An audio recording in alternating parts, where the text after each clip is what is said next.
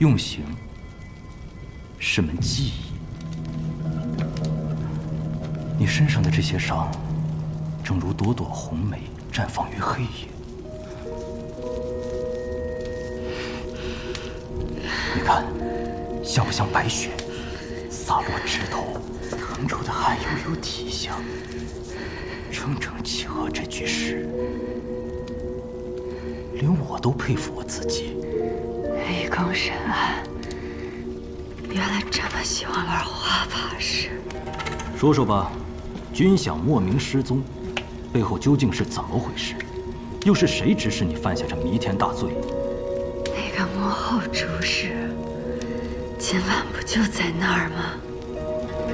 你指的是袁嗣？当然是度量。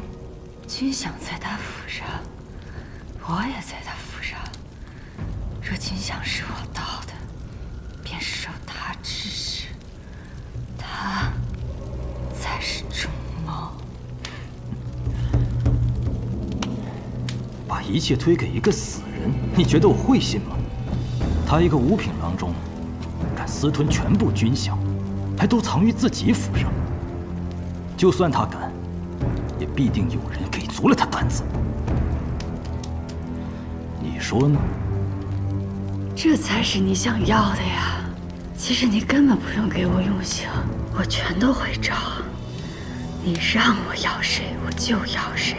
将军、尚书、宰相，是不轻不重的小罪，还是灭族大罪，我都签字画押。你听，刚到亥时，你这副模样，多败兴！我可是为你准备了漫漫长夜，我心想出了很多种刑法，都还没有叫人试过。金汤刑、蛇海刑、骨笛刑，没有刑法，公子就出不来。你看，世事盘问那么多案子，是哪种人事最让你兴致高昂？我猜是高官贵胄，看着他们从高胆的折尽衣裳，尊严一天天被你撕碎，这种反差才最让我快活，对吧？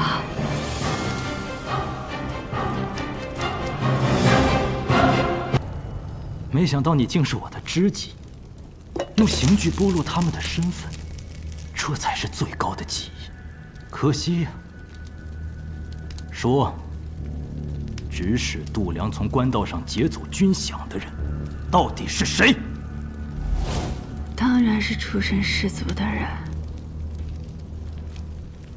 说起士族，你出身贫寒，苦熬多年才入仕。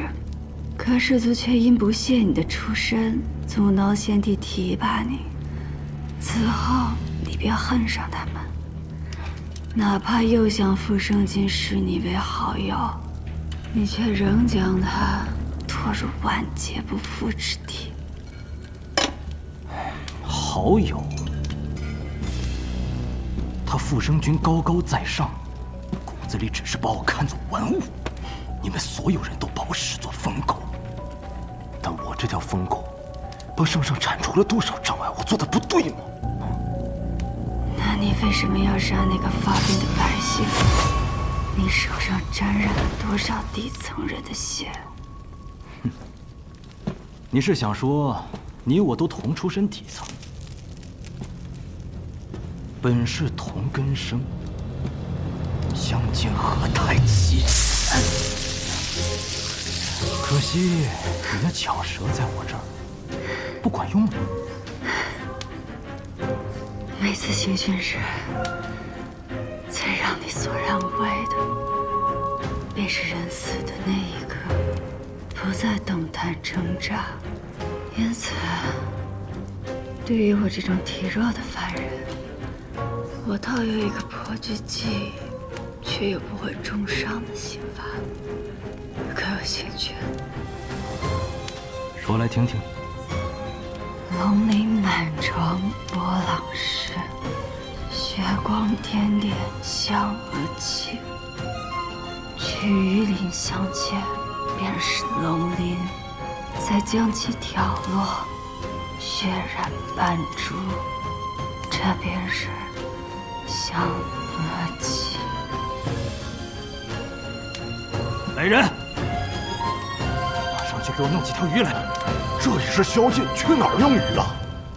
去找郡王，押回牢房，让他好生歇着，待会儿再好好招呼他。平安被下狱了，说他牵涉军饷案。哪个王八羔子走漏的风声？我怀疑是袁绍成之前平安设局，害他被度量拷打，看来是怀恨在心。有这个可能，不过什么？如果是他，为什么现在还没有人来抓我？不是他还能有谁啊？平安早就跟我们说过，他这个人狡猾又残暴，他做出这种过河拆桥的事一点都不稀奇。到现在还没来抓你俩，指不定还憋着什么坏水呢。是下的大理寺狱吗？不，是被厉俊带走了。完了，落到他手里那可真是生不如死。我现在就要去救平安。彩莲，不能自乱阵脚，先想办法。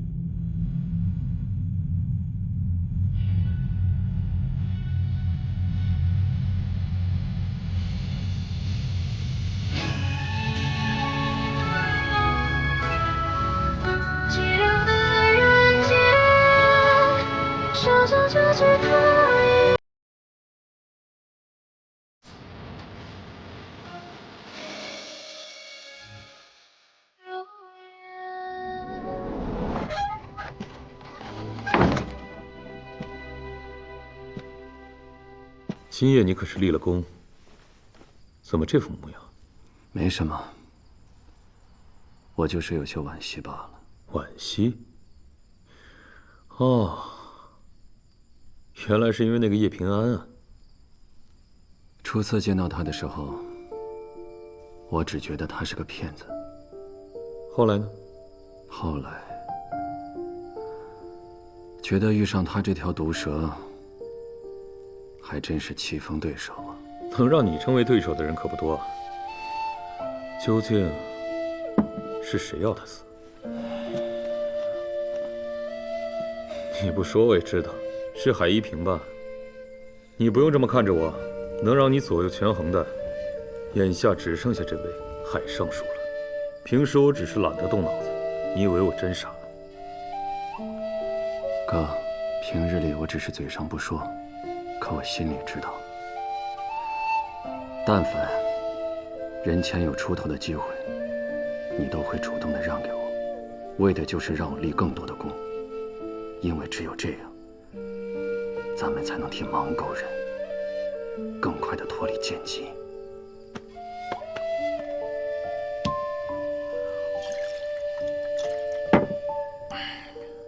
我知道你从来不是感情用事的人，但这叶平安，你真不打算救吗？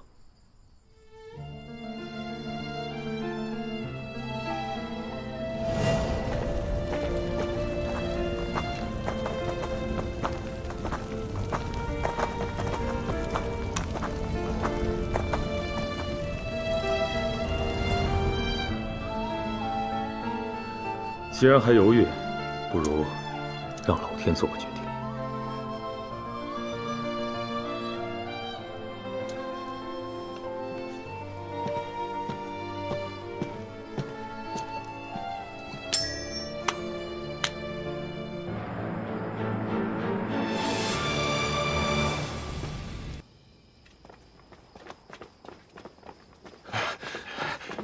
这都什么时辰，咱去哪儿找鱼去？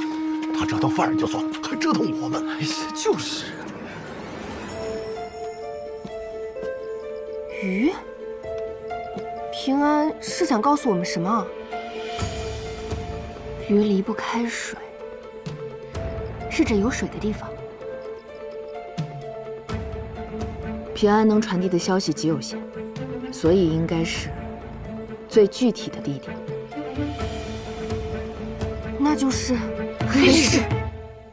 没错，能在宵禁之后买到鱼的，只有黑市。我明白平安的意思了，我们得赶紧过去。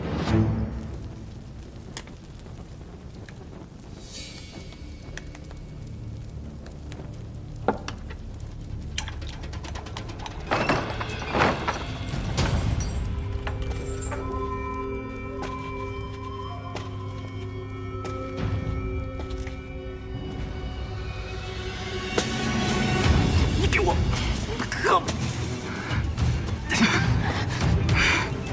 杀了我！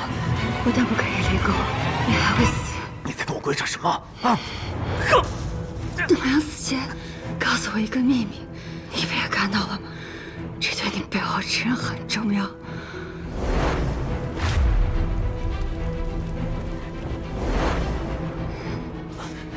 他跟你说了什么啊？杜良行贿了很多人，他想跟那些人的交易记录成册，然后出事。这本名册也会公之于众，你背后的人就会倒大霉。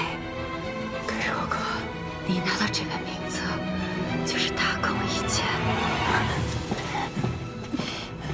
那他在哪儿啊？说。黑市鱼店。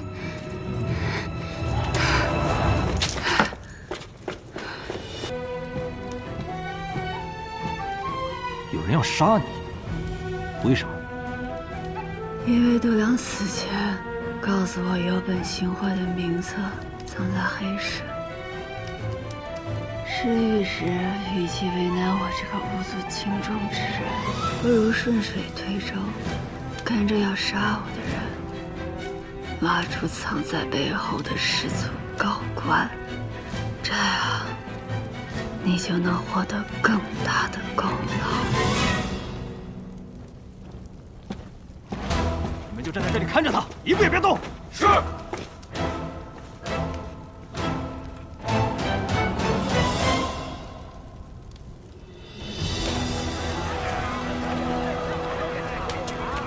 来，看一看，都是稀罕玩意儿啊！随便看，来看看吧。哎，别走啊！哎，看看，都是好东西啊！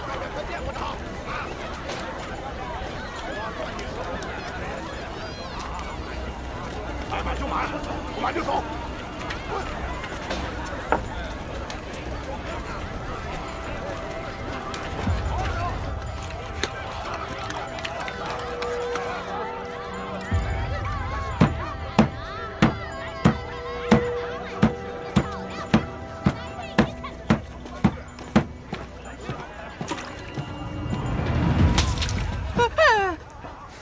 老板，来买鱼的吗？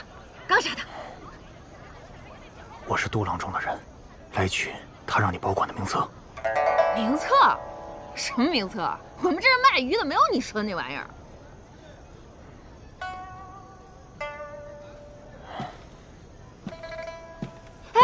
哎，老板，我想起来了，好像是有个杜老板，在我们这儿存过一个，那叫什么铜轴？是你说的那玩意儿吗？啊，对，铜轴就是名册，给我。那得要寄存者的手牌才能拿，你有手牌吗？我有，稍等。你早说嘛！把铜轴给我。别手拿，快给我！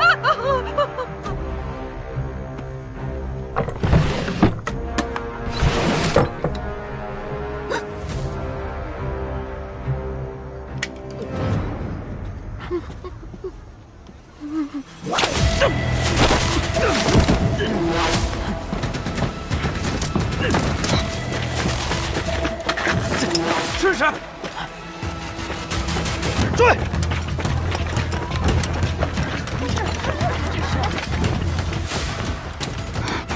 怎么来了2拨人？配合的不错，一定是平安诓他们来找度量的名册，以此来拖延时间。我给了他个空的同轴，还好你反应的够快，不过同轴应该很快就会露馅的。能拖一颗是一颗吧。丽君之所以在这儿，那就是平安想让他这条恶犬去咬该咬的人。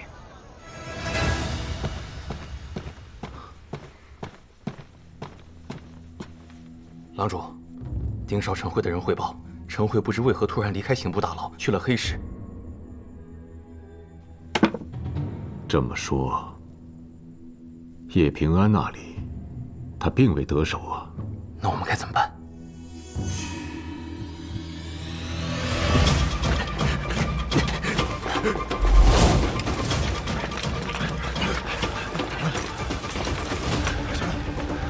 分头追！是。陈慧，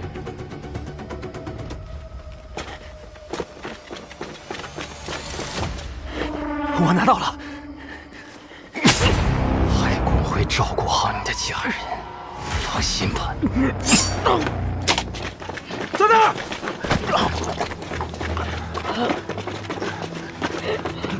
儿！说，杀你的是什么人？我娘过上好日子了。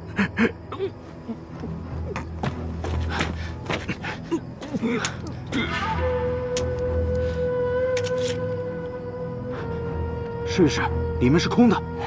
这么短的时间，他们应该来不及拿走名册。难道我们被耍了？竟敢耍我！叶平安，我扒了你的皮！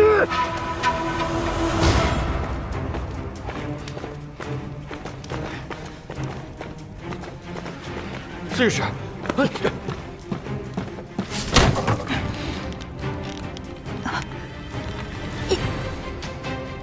你难道没抓到人？抓个屁！那个叫陈慧的都被灭了口，你说的度量名册根本就是子虚乌有吧？想利用我帮你抓到背后的人，你嫌疑未脱就敢欺骗本官，这牢里的刑，我先让你尝个够！捕射人到！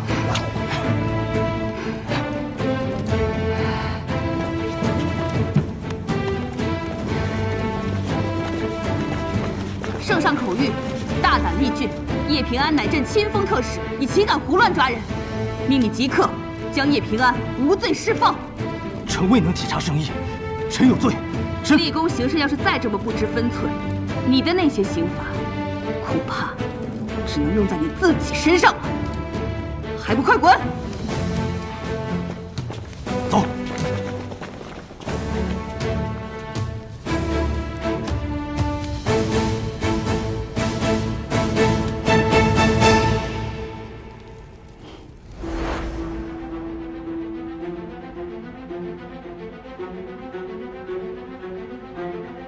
你这么急着见朕，可是君享案有了什么进展？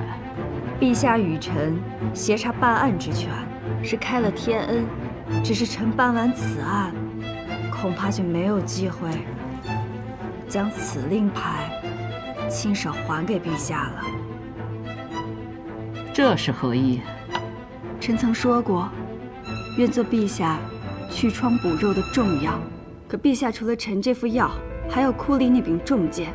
臣无高位，无党派，无大族，得罪的人只会越来越多。只要他们罗织些臣的罪名，那柄重剑一挥，臣这药罐子只怕就得粉身碎骨了。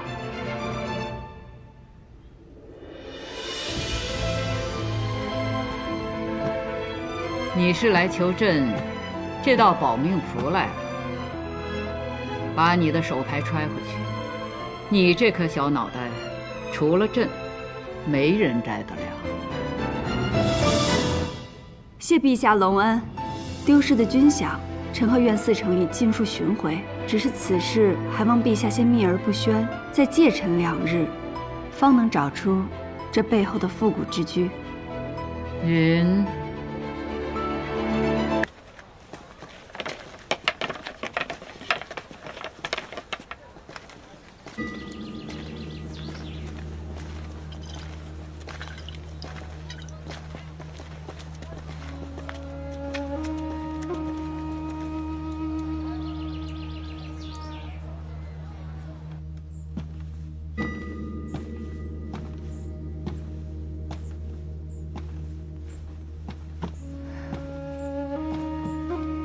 恭喜你啊，官升2品，腰带不错。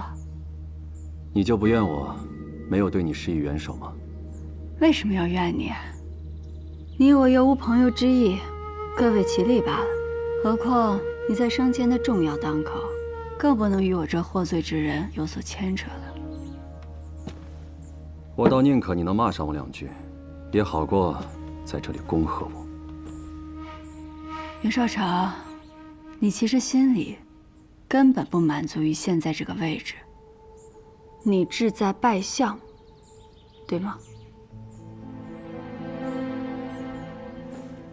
我去过芒沟，也听说过龙门场内的惨况。芒沟人过得很苦，他们出身便是贱籍，无法拥有田地，更别提科举入仕了。他们只因出身不正，就世代无法正常生活。明明是正直善良的人，就活得像个罪人。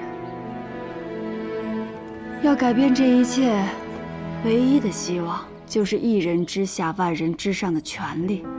我不怨你，是因为这条路一招不慎就会满盘皆输。如果我是你，也会跟你做同样的选择。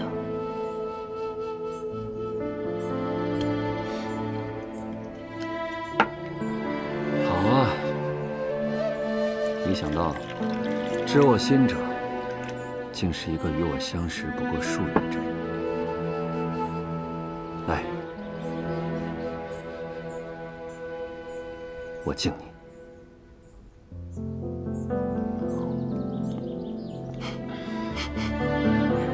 别搞得那么煽情，行不行？而且我既然走了这条路，若不思虑周全，连自救的本事都没有，空等他人施以援手，那不如趁早回家种地算了。我问你，御史案到底是怎么回事？为什么度量在死之前说你也是罪人？告诉你真相又能如何？如果我成了你仕途上的拦路石，难道你会帮我？我啊，是个讲究实际的人。既然你帮不了我，告诉你真相也没有意义。好，不说也罢。木簪掉了，给你个新的。你还是把木簪还我吧。找不着了？那我也不要这个。为什么？木簪好啊，它即使摔落泥尘也不会破损，不像玉，脆弱易碎。我就喜欢戴木簪。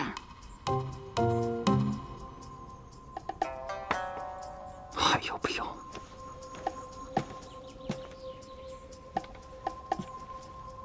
你的伤势怎么样了？想知道啊？给你个机会，帮我换个药。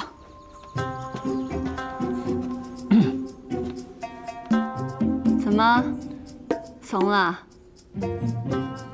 你都不嫌害臊，我怕什么？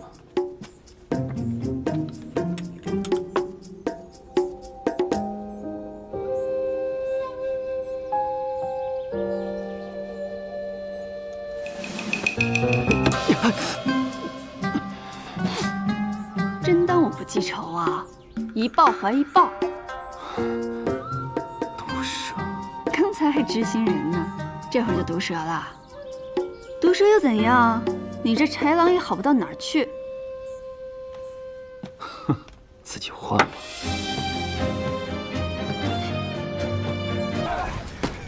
这里面怎么了？账房走水了，快救火！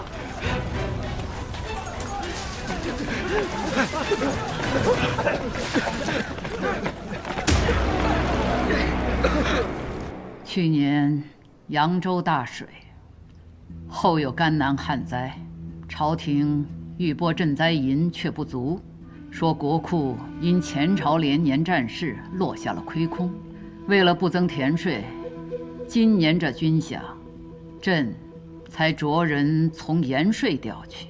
这下倒好，要查账了，堂堂户部账房竟然着火了。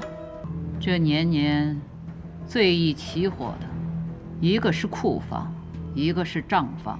此事需严查户部一干人等，朕倒要看看，是谁在这背后肆意妄为。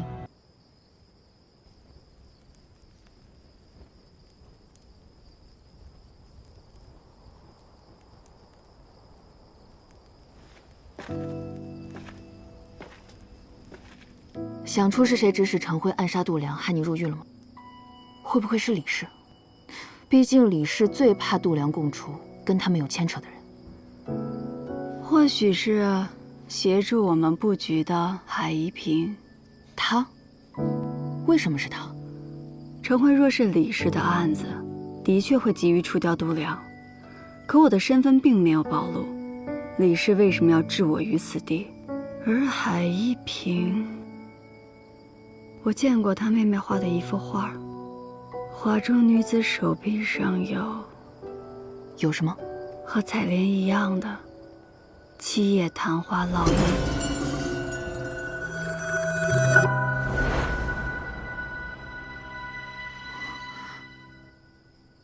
可海烟这些年都闭门不出，他不大可能见过当年的受害者。那他画中的女子又是谁？所以目前只是怀疑，毕竟御史案牵扯甚广，不能放过一个坏人，但也不能冤枉了好人。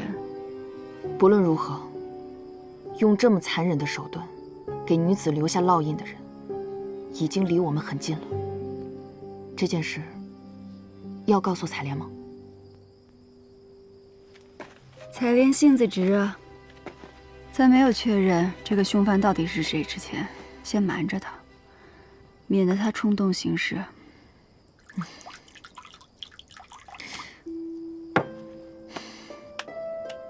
我之前就问过你手抖的毛病是怎么回事，你跟我说是没睡好，多休息休息就行了。我看呀，根本就没有好。我可听你说过，若是人有心急，时间久了身体也会出现病症。你不会也有心急了吧？怎么会？我可是心仪，你难道不相信我的话呀？你呀，总是喜欢剑走偏锋，有的时候我都觉得你是在折磨你自己。你会这么想，其实是因为我喜欢这样活着，我喜欢冒险。若是敌人一想到我就感到害怕，那才有意思呢，不是吗？这个想法我只告诉你了，你不会觉得我有毛病吧？你呀，现在度良已经死了，这些年朝局动荡，度良当年接触过哪些官员，我们现在根本查不到。从人身上查不出，那就从物件上查。什么物件？大案结案后，卷宗都会封存在案牍库，或许我们能从里面找到些被人忽略的细节。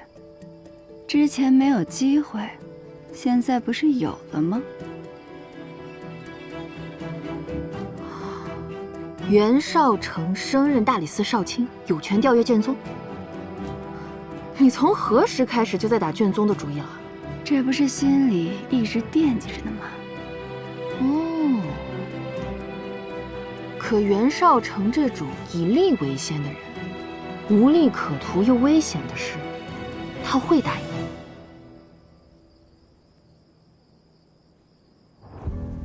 你们都知道我出身盲沟，人人都管我叫老鼠，但我从来不避讳这个，因为老鼠的生命顽强，杀不完，灭不尽。正因这样，我今日才得以站在这里。记得刚来大理寺的时候，你们中有许多人瞧不上我，甚至还跟我动过手，是吧，二虎？但如今，我们已经是站在一起的兄弟。我不管你们是否相信“公正”二字，但是我要你们记住，那些视人命为草芥的人，无论是我袁绍成，还是这大理寺，绝不会允许他们在这世上多留一天。是，所有人随我出发。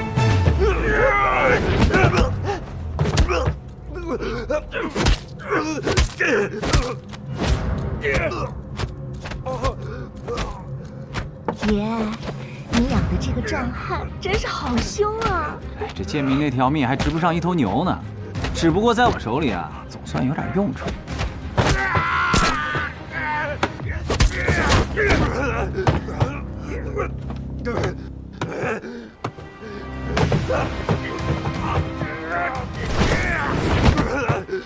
好，起来，起来！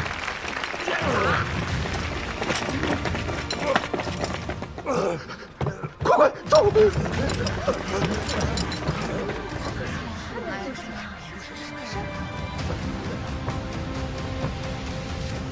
这龙门场应该没有大理寺要查的案子吧？你跑这耍什么威风来了？听清楚了，大理寺即日起要查封龙门场，无关人等速速离开。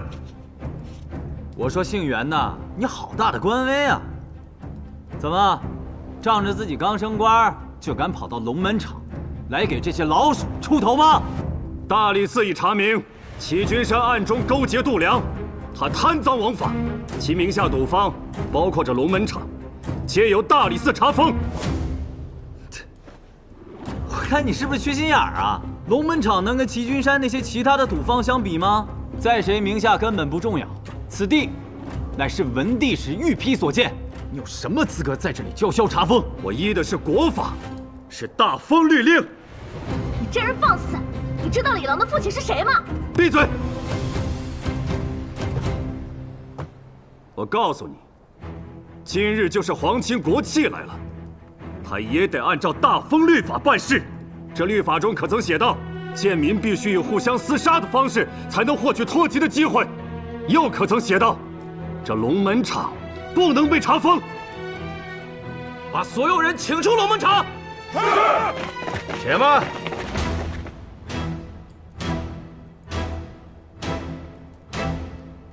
袁绍卿说的对，律法上确无条文，但这龙门场乃是文帝所建，想要查封，按章程也得先请示当今圣上，否则贴上了封条，你可就要连累大理寺，担上大不敬之罪。更何况，哪怕请示了圣上，圣上允了，此地要封要拆，随他去便是，自有人另寻他处，建新的龙门场。崔侍郎所言甚是，我跟一个莽夫置什么气呢？正好我觉得此地偏远，明儿个我就重新选址，建一个更威风、更气派的场子。我们走。走走。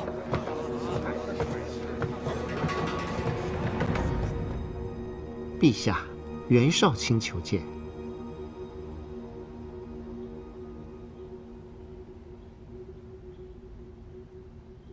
袁绍卿，你刚官升良品，朕就收到好几本参你的折子，说你目无礼法，屡次派人侵扰文帝御批所建的龙门场，可有此事？回陛下，臣今日前来，正为此事。臣斗胆包下了明日的龙门场，请陛下前往一睹龙门赛。你为何坚持让朕去看龙门赛？因为每举办一次龙门赛，都会有人或残或死。哼，袁绍卿，这话严重了。我虽从未去过龙门场，也知晓那龙门赛不过是让贱民点到为止的较量，也就摔摔跤、比比气力，磕破点皮。范内侍既从未去过，又何出此言呢？这是真是假？陛下明日前去一看便知。臣若是有半句虚言，陛下可治臣欺君之罪。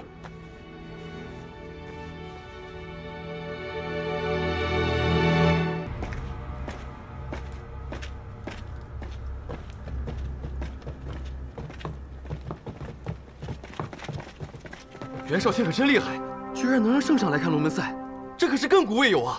圣上要是看高兴了，没准不仅能让上场的人脱离剑疾，还会给大家赏赐呢。哦，大家伙还是得当心，明日的龙门赛绝不能有任何的差池。明白，明白。怎么了？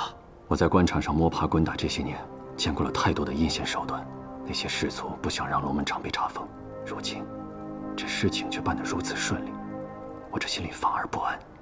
为了龙门场，你做的已经够多的了，别绷得那么紧。过了明日，一切都会好起来的。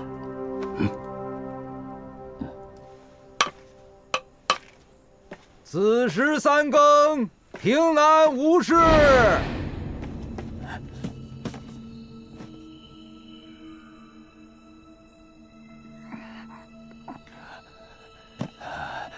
怎么回事？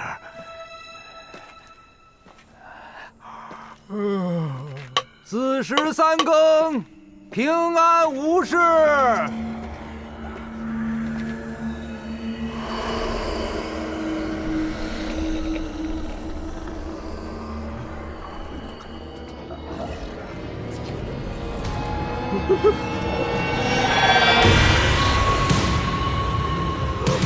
我的妈呀！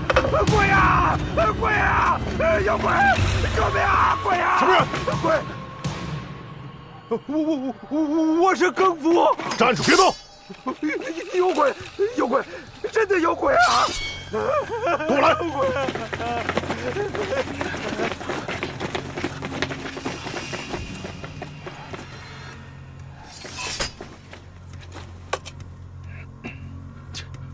哪里有什么鬼，都是自己吓自己。庄上，有鬼啊！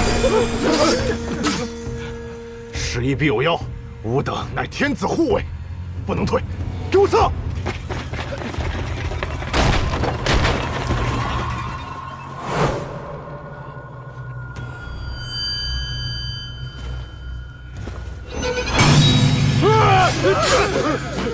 怕什么？装神弄鬼！来呀！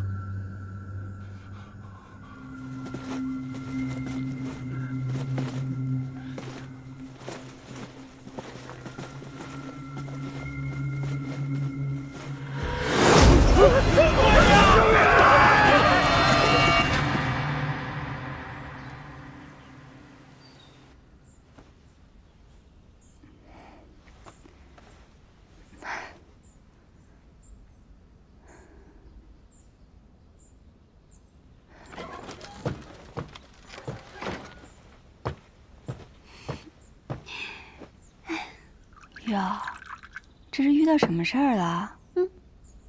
我听了件趣事，外面都说延庆坊闹鬼了。柳条巷的宅子里，一夜之间就挂满了骷髅头。你说这是谁在搞鬼呢？好事，大好事啊！我猜你就会对这事儿感兴趣。你可真是越来越贴心了。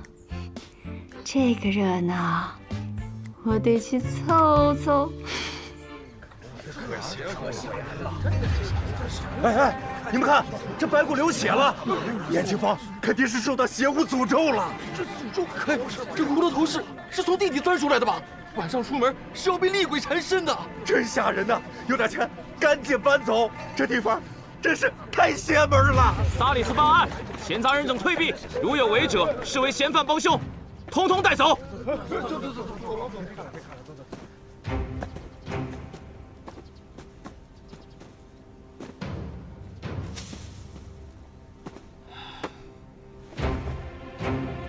给我查！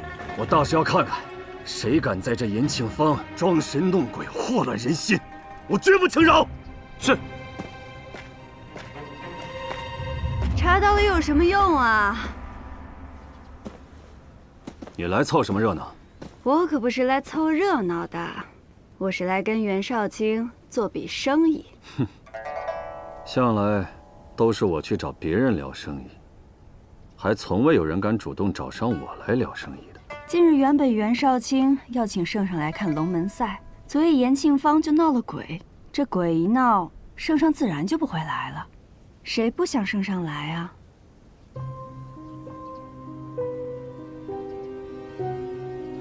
断头鬼现世，延庆坊苦煞不详，这话今日一早便传入了宫中。那帮老顽固们倒是齐心的很呐，一起向圣上禀奏，说是为了圣上安全，圣上绝不能轻易涉足延庆坊。这事儿啊，根本就不用查，因为维护龙门场的不是一人，而是整个氏族。他们可真阴毒。阴毒吗？还好吧。那是啊，比起阴毒，谁也毒不过叶信使。说吧，找我是想跟我聊什么生意啊？我有办法，请圣上再来看龙门赛，但有条件，你必须带我进暗毒库，看御史案卷宗。当然，你要是不愿意也正常，毕竟要是让人知道你调阅御史案卷宗，恐怕……这么件小事你却拿来做交易，行啊。不过按规矩，暗毒库我入得，可你叶信使入不得。你这是答应了？这么爽快可不像你啊！豺狼做久了，偶尔也有点正义感。那我就先谢谢你了，我先撤了。这儿你自己好好想办法。正义感没了。唉，我就说了吧，果然啊，还是得做交易。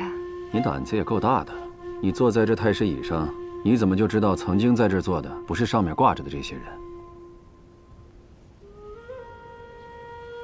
因为我见过比这更可怕的场面。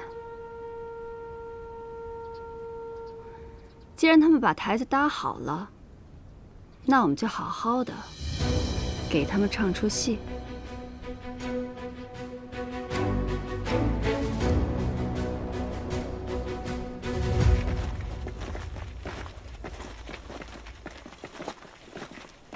周郎将，我觉得今天晚上又有点怪怪的。怕什么？走。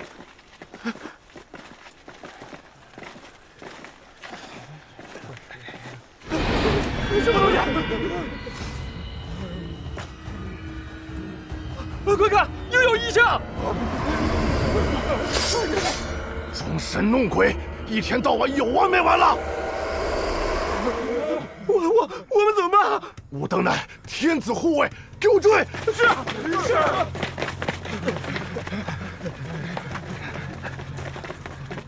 周郎将，怎么又是这儿啊？咱们非进不可吗？要不然就当没看见算了。废什么话！所有人听令，包围此宅。你们俩在外面守着，其余人给我进去。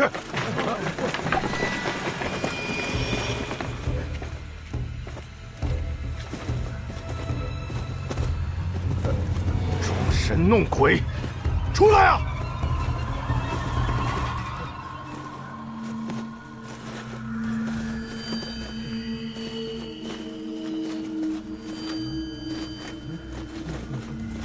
慢着！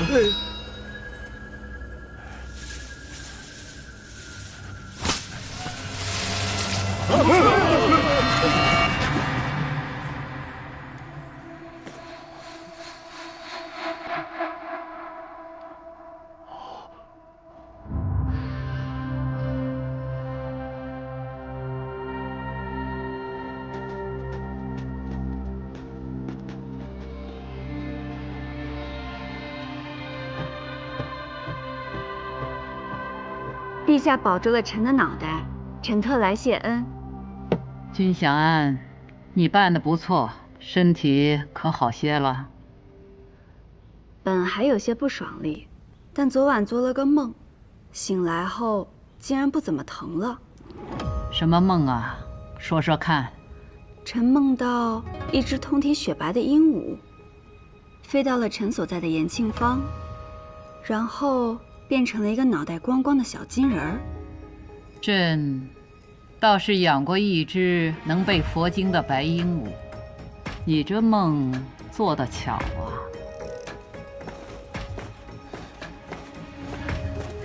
周郎将拜见圣上，呈报祥瑞。昨日呈报不祥，今日又呈报祥瑞，怎么回事？臣该死，臣也不知该如何解释。竟无畏追着一个小金人，到了延庆坊那处闹鬼的宅子，竟挖出了此祥瑞。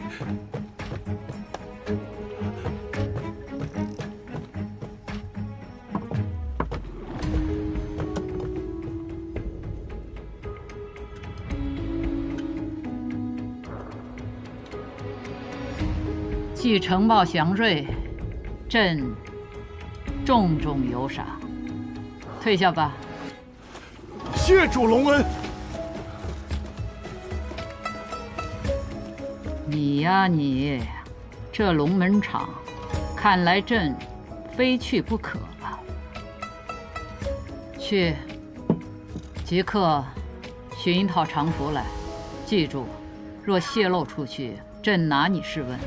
是。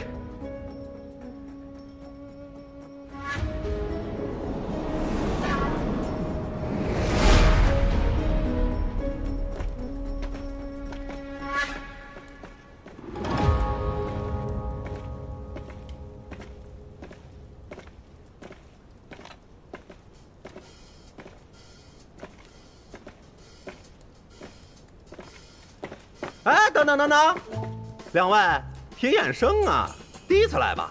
请问是哪门哪市的人呢？这位是圣爷，圣都新贵，住的宅子都是7金的。哟，7金的宅子，圣都也没几座吧？没有人告诉你们，初次看龙门赛得交入场钱吗？没带，钱财都是下人带的，我们身上怎么会有？想要啊？去梅相府上讨吧。你，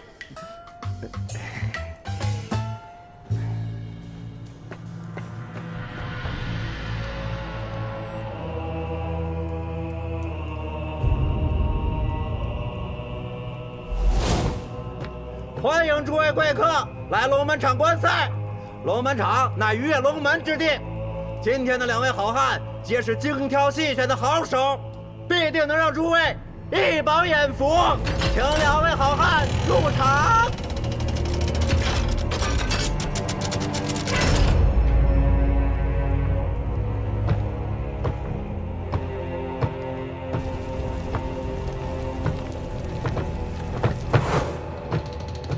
今天这2个盲沟贱民，家中皆有儿女，诸位猜猜，他们谁能赢啊？既然你们已经签了生死文书，老规矩，进阶自愿，生死自负。胜者及其子女可脱离剑籍，得分天地。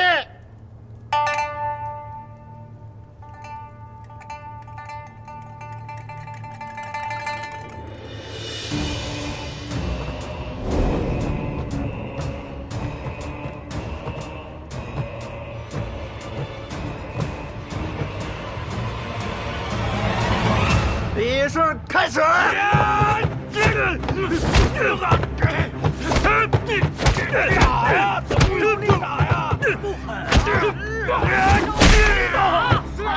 真没事。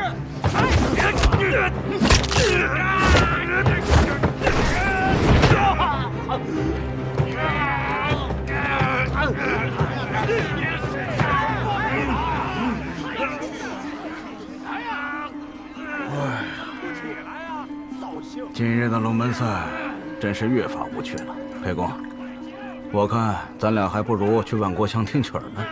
嘘，在此处你我就不要直呼其名了。嗨，莫吧！既然闹了鬼，宫里的那位绝不可能踏足这里半步。这倒是。这帮老家伙，就算光看后脑勺，都能认出来。抢！抢！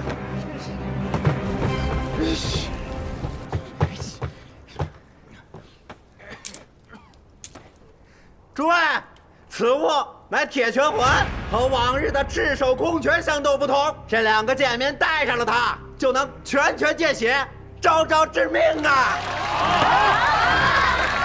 这回有看头了，这倒是个好主意啊！带上。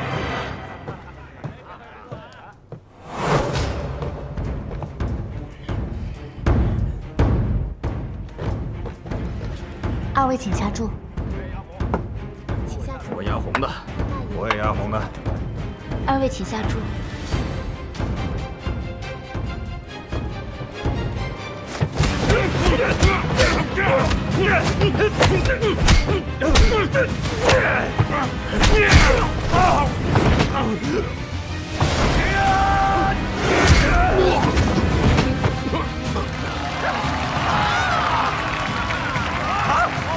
起来！起来！起来！起来！起来！啊！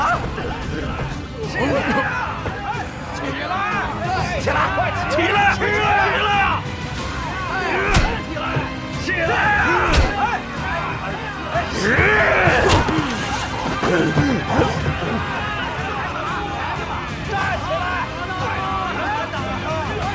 来！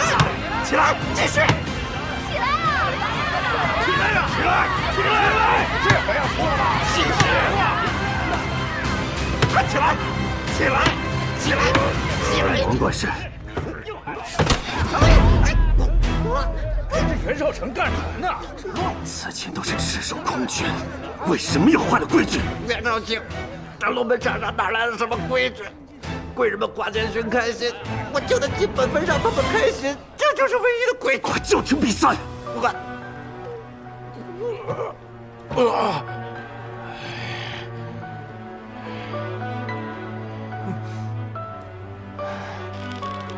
快打呀！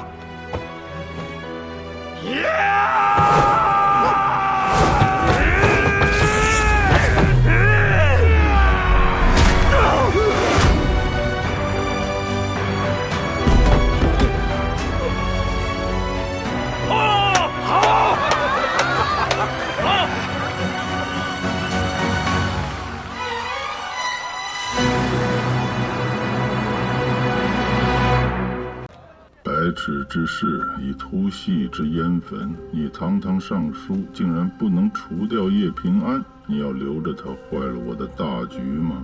您请息怒，叶平安已经是阎王簿上被勾了名字的人，他进鬼门关之前还可一用。何意？圣上本就有提拔寒门之意。李牧原和我争夺户部尚书的人选，就是宁肯让圣上为了制衡而提拔寒门，也不愿意让我们的人得到尚书之位。季青天的名号可谓如雷贯耳。天龙年间，他曾任大理寺丞，断案如神。1年之内判决涉17000人的积案无一冤诉，有他在，我们想用薛仲山把持盐税的这步棋，就算是废了。您所言甚是。不过换个层面考虑，这圣都官盐商销的路子，到底在谁手里握着？我们只要能断了李氏这条财路，以后他们就没有办法和我们斗了。所以此前我故意让叶平安看到7页谈话图，也是有这番考量。他既然是把好用的刀，就莫要浪费了。用人需看准啊！度量当年也是你提拔进京的，可是转身就投靠了李氏。您大可放心，您只要坐山观虎斗，待到收网之际，还怕找不到让叶平安毙命的机会吗？左威卫大将军武安康，多年镇守边陲，数次遇戎狄来犯，为我国土劳苦功高。圣喜2年，硕丹犯境，武将军又率军以1破百，大败硕丹于漠北，获金元之战大捷。今贺武将军回朝，赐青龙黄金简、金明光铠，再赐康平王府银1000两，绢500匹，所率诸军每人绢5匹，钱10千。钦此。臣叩谢圣恩。武将军，今日议政若有良策，但说无妨。是。诸卿有事奏否？臣有本奏。说。龙门赛以贱民互相残杀为乐，为了那一纸贱籍文书，兄弟相残，骨肉分离，无数人因此丧命。臣恳请陛下下旨查封龙门场，革此弊制。真是危言耸听！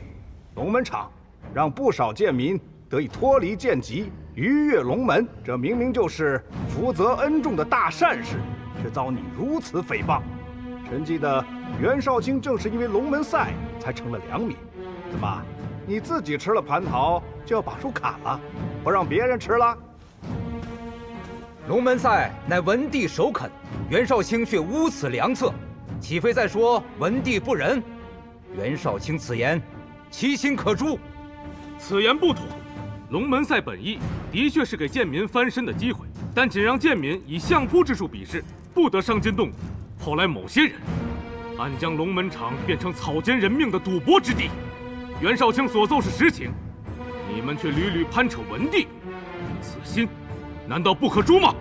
比试哪有毫发无损的道理？别有用心之人一番夸大其词，便欲毁此良策，岂不可笑？梅阁老，你怎么看？这一朝有一朝的天子，也有一朝之治。此制既未入典律，改与不改的，全凭陛下做主。卢青和张青以往议事总是分歧甚大，今日倒难得一致。鱼跃龙门，朕觉得你们说的很好，还有谁认同的？臣附议。来人，抬上来。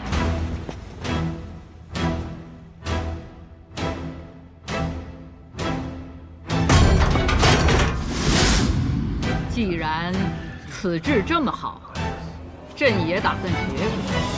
你们二位就当着群臣的面，在这笼子里面给我打上一架。谁赢了，朕就把右相之位给他，可好？陛下息怒！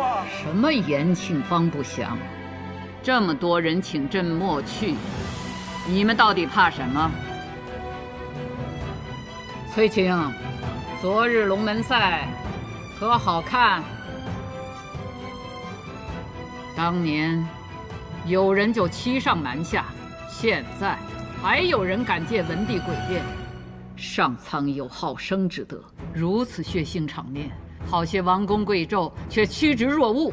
这面具底下到底是人是鬼？陛下息怒！朕即位以来，勒令轻徭薄赋，还礼于民，可还是有些地方有流民逃户，戎狄虎视眈眈。朕调征军饷，却查出国库亏空，桩桩件件哪件不是国事？有些人仗着自己祖上阴德，尸位素餐，不想着如何安民立国，却为维护龙门场这种以人命为乐之所而锱铢必较。崔毅，臣在。你身为刑部侍郎，季青还未进京就查出你让门客占人田地，干徇私枉法之事，你可对得起你这身上的官服？臣跪地上恩，万死难赎。国陛下，不要因臣的罪过伤了龙体。陛下，陛下！传圣谕，自今日起，严禁任何人以逼迫、利诱等手段让贱民相搏，若有违者，杖80，流3000里。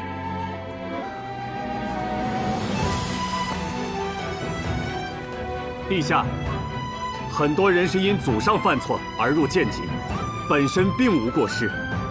臣恳请陛下，让2代以上的贱民能以文相拼，以笔相视，择优者除去贱籍。万万不可！文士科举乃是给良民为国效力的机会，岂可套用在贱民身上？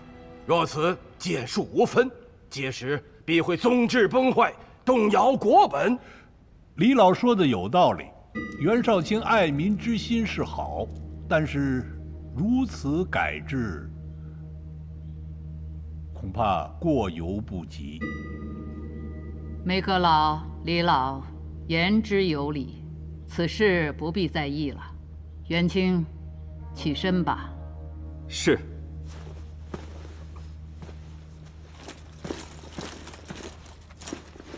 陛下，臣对那龙门场倒有个主意，不知是否可行。你且说来。一把剑是用来害人，亦或救人，皆因持剑者而不同。以贱民之命取乐，乃是罪孽。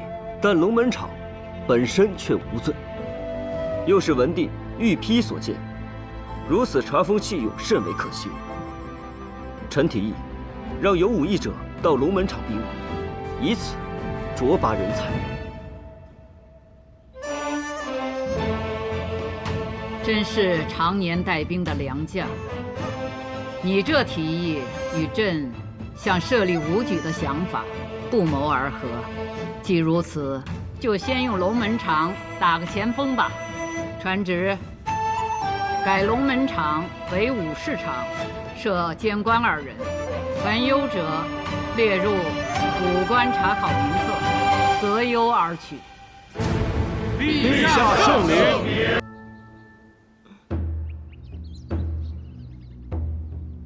近日，朔丹来函，可汗长女已到了婚龄，朕允准可召选大封王子与朔丹公主和亲，以缔结双方姻亲之谊。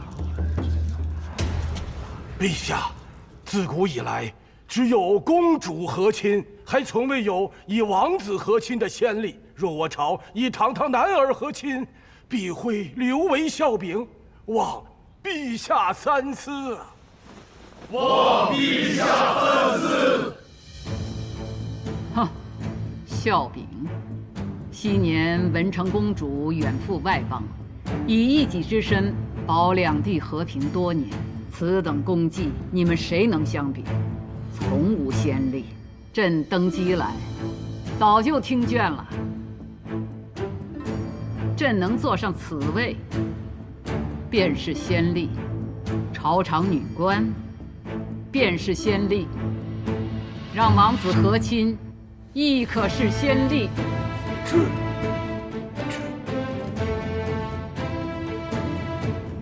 安康，你怎么看？回陛下，臣以为，不论是公主还是王子，以一己换百姓安、士兵回，都不输于将帅之誉，皆乃我大封之荣耀。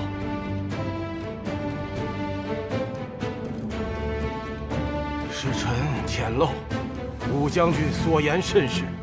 和亲王子当属我大封表率。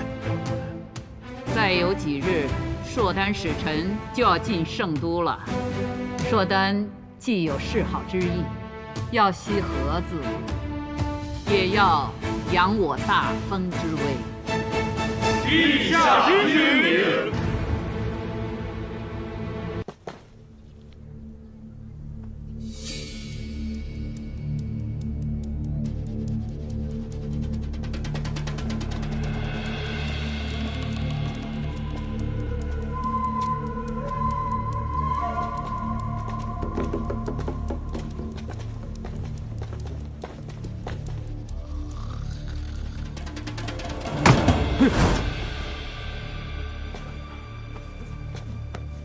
你们是？这位是大理寺少卿，要看卷宗。你们要看哪年的卷宗？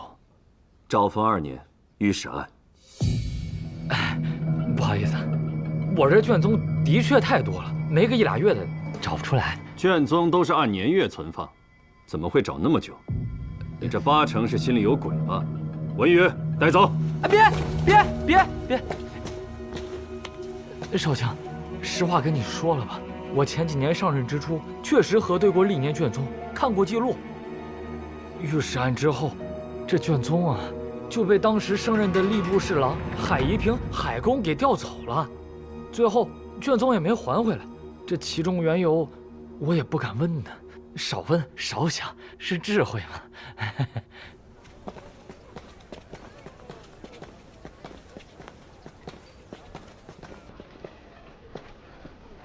你怎么来了？怎么样，拿到了吗？那书里看库没几年，卷宗没找到，也没有查到任何调阅的记录。此人谨慎狡猾，会对卷宗下手，并不让人意外，反而更让我确认，卷宗记录的内容必有蹊跷。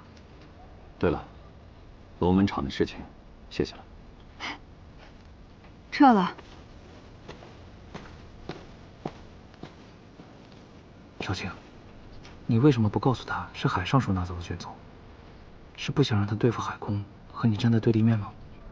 不是因为这个，是时候还不到。我要利用梅党，抗衡李世民，扰乱严家之事尚未查明，不能让他乱了我的布局。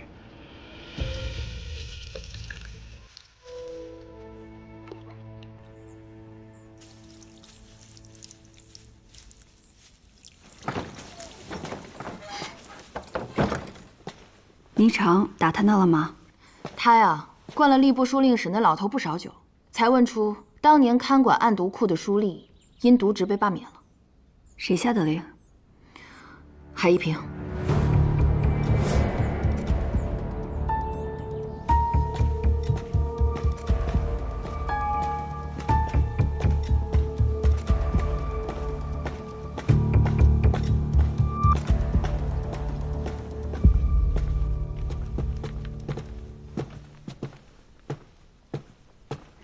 海公，哦，叶信使来了。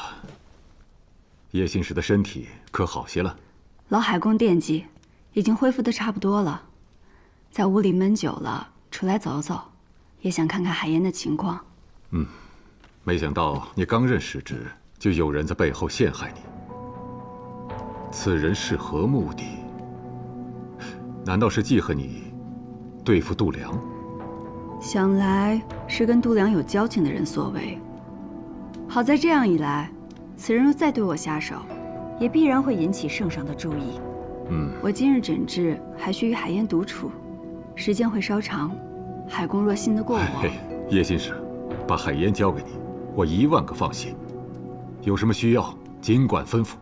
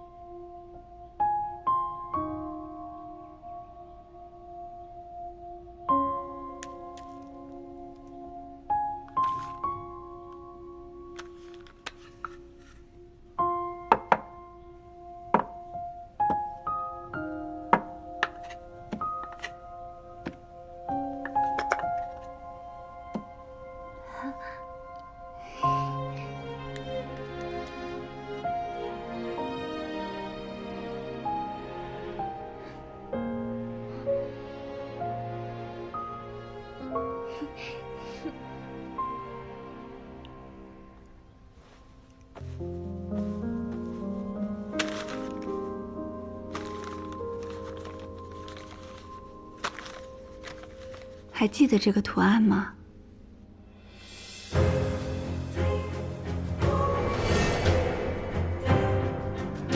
上次你画在那名女子的手臂上，她是你阿兄带回来的吗？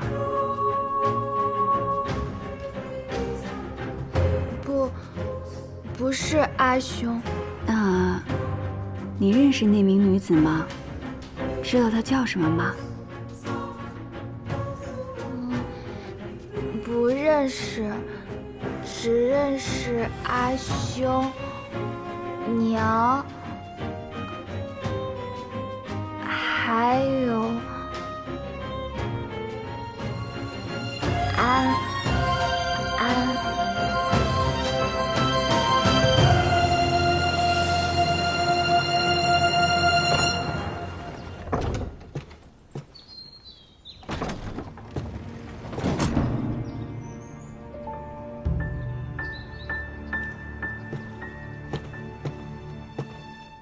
小贪吃鬼呀，快来，快再吃点啊！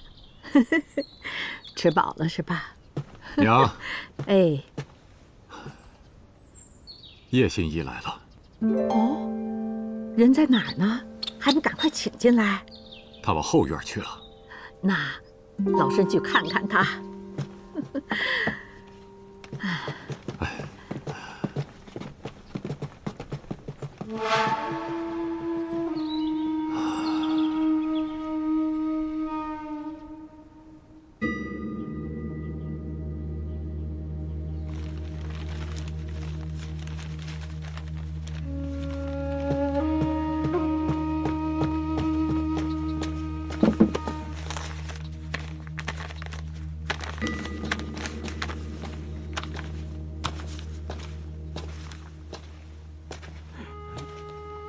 你是郎主的客人吧？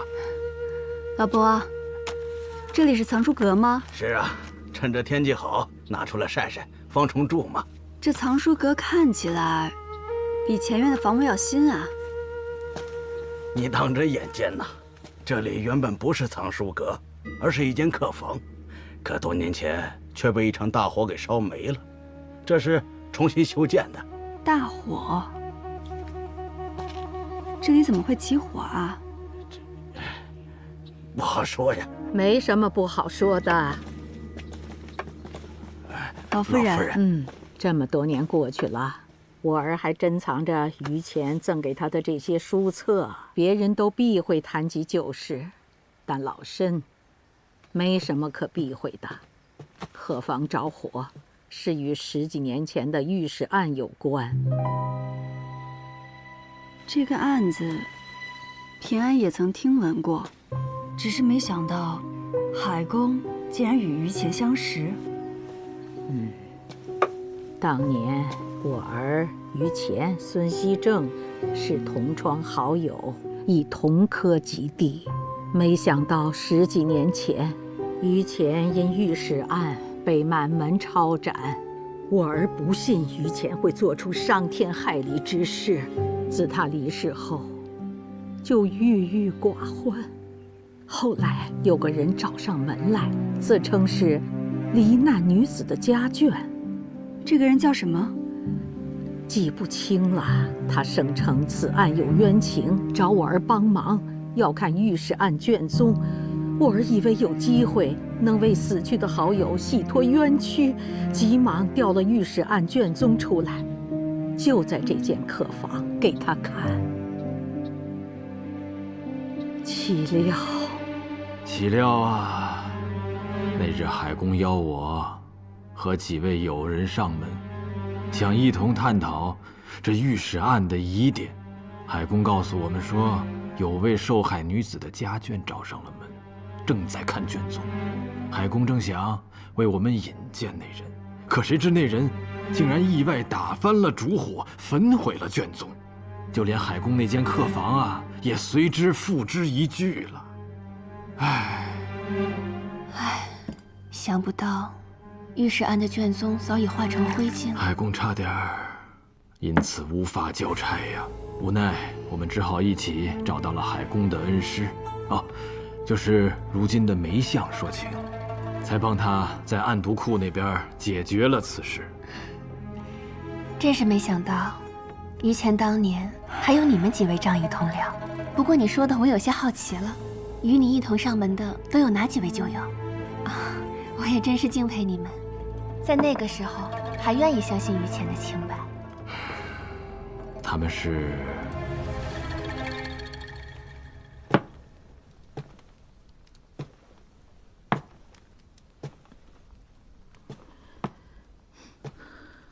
娘，您怎么来了？叶心怡走了？来，坐会儿吧，娘。娘，您这是怎么了？方才在后院，我看到当年于谦送你的书册，睹物思人，每每想起他，为娘这心里就堵得慌。当年你将升迁侍郎，于谦蒙冤狱中，写信托人带给你。当时你不在府中，我就先收下了那封信，我就知道他是被冤枉的。儿啊，于谦已将他全家的性命和清白都寄托于你了，你务必想办法救他呀！娘，您放心吧，于谦与儿是挚友，我一定想尽办法相救。可怜呐，他是那么的刚正不阿，是个清正廉洁的好官呐，终究还是含恨而终。娘，往事已过，您也莫要再因此伤怀了，身体重要。儿送您回去歇着吧。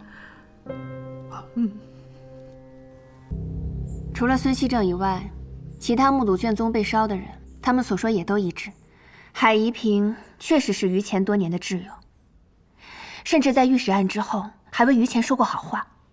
我看那个纵火的人根本不是什么受害者家眷，找了这么多年，最后连卷宗的线索也要断了。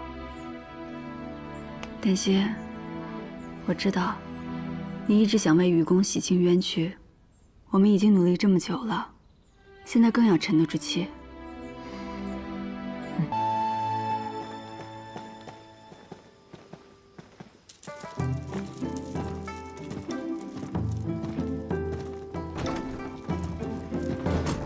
怎么样，这万国香，今日我全包了。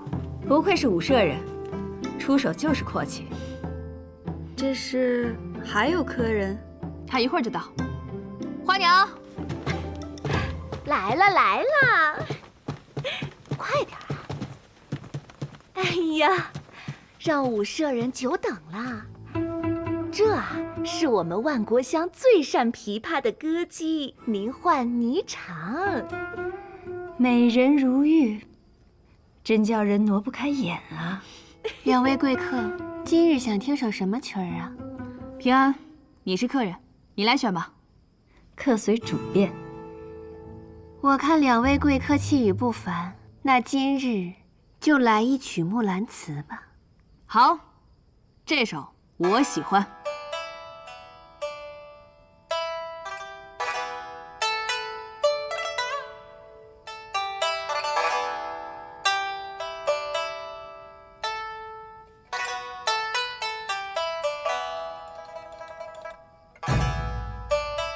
昨夜见军帖，可汗大点兵。军书12卷，卷卷有爷名。阿爷无大儿，木兰无长兄。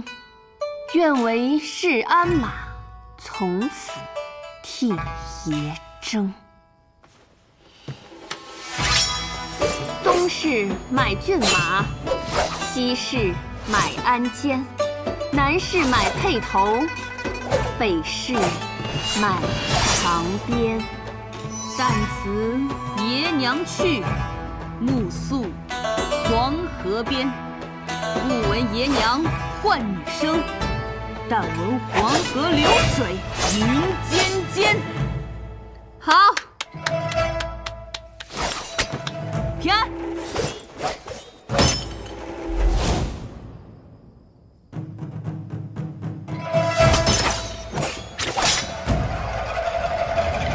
万里不容机，关山度若飞。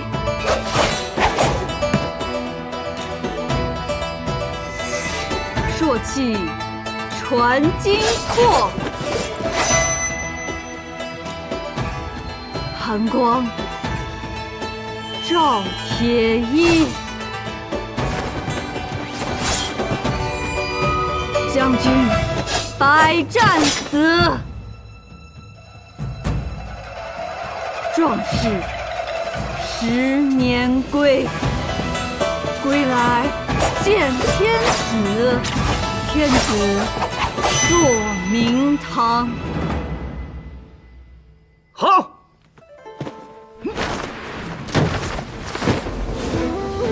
好。好一个巾帼不让须眉！叶姑娘舞剑看似恣意随性，但横剑刺出时却锋芒毕现。你知道我？老李2进2出的一心之才，我戍边归来，显儿就与我讲了不少你的故事。原来是武大将军，平安幸会。你让我查的，去年从圣都调去扬州修河堤的工匠，我已经盘问过。河堤坍塌背后的确有蹊跷，跟那个大善人李宗旭有关。河堤坍塌导致盐田被淹，盐价节节攀升，最终获利的只有他李宗旭。少卿，你这阵子就没歇过，盐价日涨之时还得慢慢查。今夜武将军回京，交进盐时，不如好好放松一下。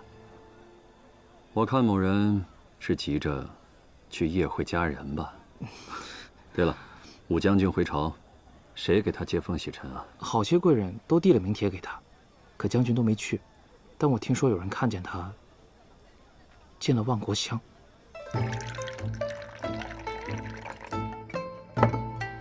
兄长乃常胜将军，守卫边境，保我家国平安。难得回京，今夜这酒可得喝个痛快。不如叶姑娘一起吧。来。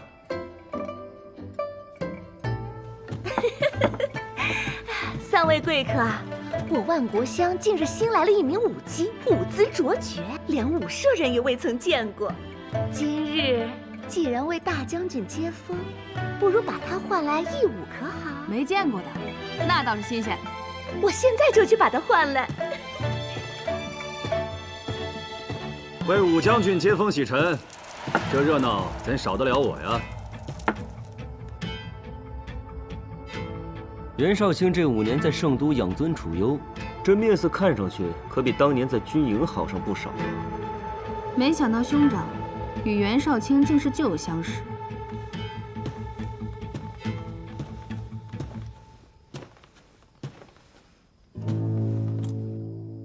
这万国乡的佳酿，可是你在边塞根本尝不到的。来。这些年，万国乡的酒，怕是把袁绍卿的骨头都给泡软。也是，酒不喝，官路不亨通啊。说到这官路亨通，在下自然不及叶新使。长新使能与2位结交，这攀高枝的本事，自然了得。我知道，袁绍卿看我最不顺眼，但也没必要挤兑我啊。今夜我好歹是客，你可是不请自来啊！各位贵客久等了，快点！来，给诸位贵客介绍一下自己。妾身名唤离歌，善胡舞、长袖舞、绿腰舞、鹧鸪舞，不知诸位贵客想看什么？百军旗鼓狼城破，犹记军前鹧鸪舞。就来这支舞吧。这支舞好，这支舞好啊！诸位呀，可要好好欣赏。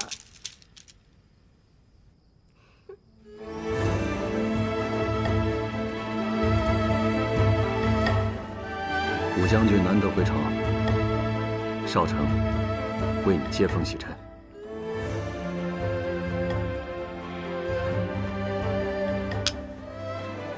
这万国乡的酒也没那么好喝。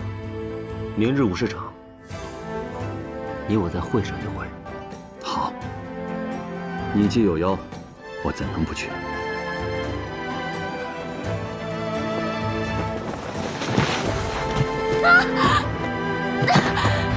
哎呦，这怎么回事啊？我看看。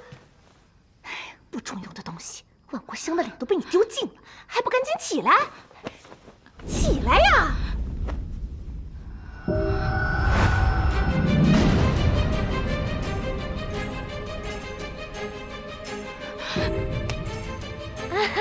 还不赶紧起来给各位赔礼！快点儿！还不快给各位贵客赔不是？是我不好，我向诸位赔罪。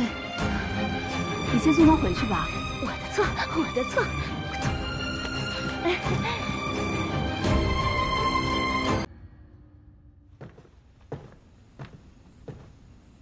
你是说离哥手臂上有和采莲手臂上一样的昙花烙印？没错。你对离哥了解多少？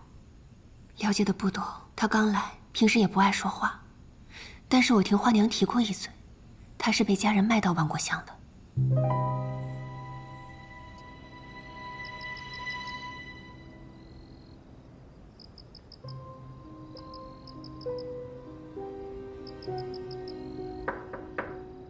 离歌姑娘，我进来了。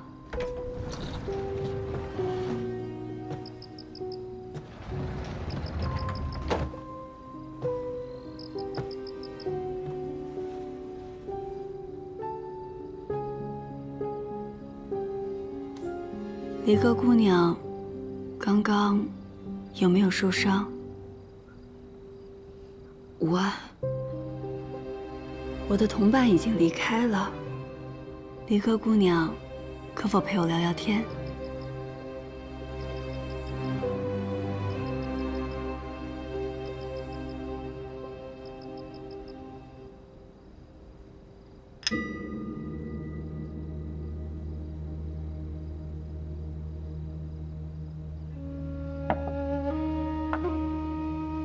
光喝酒多无趣啊！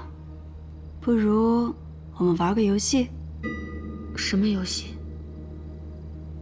猜心。我猜中你的心事，你就喝一杯酒；我猜错了，就自罚一杯。你我不过刚刚相识，这样也算公平吧？这听来好像对你不太公平。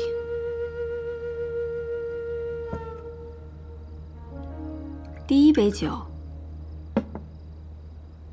你跟我说话时虽面带笑意，可心中却极为痛苦。你的手还常常发抖。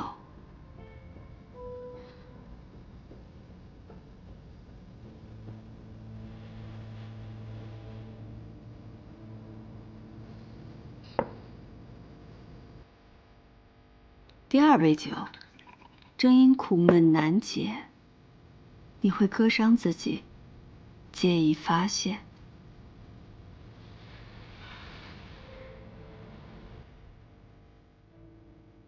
第三杯，你究竟是什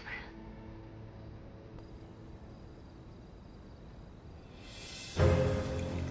第三杯酒，你感到痛苦，是因为有人打碎了你对人世间美好的期望，甚至将你抛弃，你很难再对别人敞开心扉。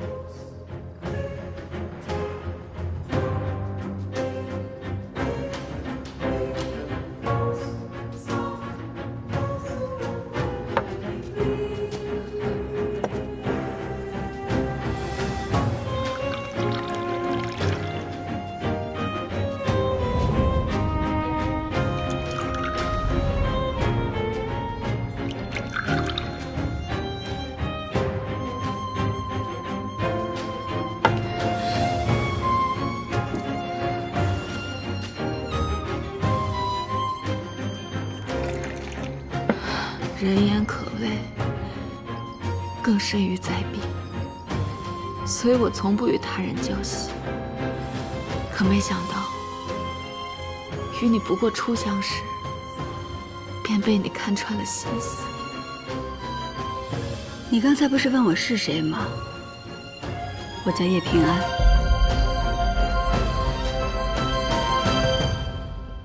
你是那个那个心意，难怪。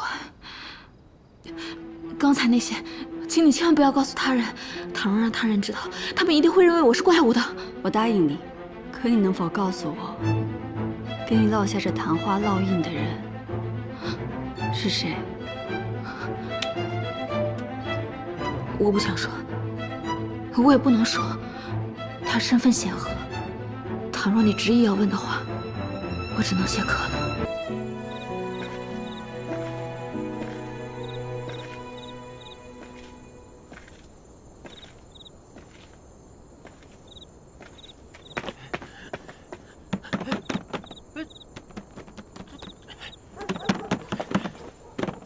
没人。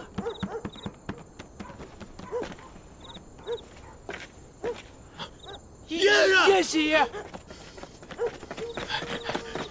哎呀，是你们呀！这大晚上的干什么呀？哦，是我拉他来的。这2天他又发病了。我什么时候发病了？没病，你今天晚上跟人家起哄，想去闹来着。你瞎说什么？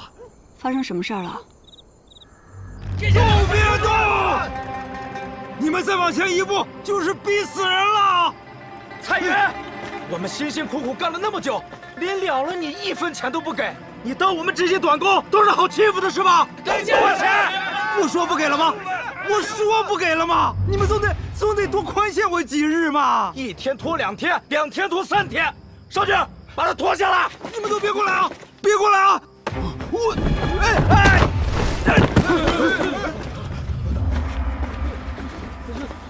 他怎么不动了？让一让，我再看看。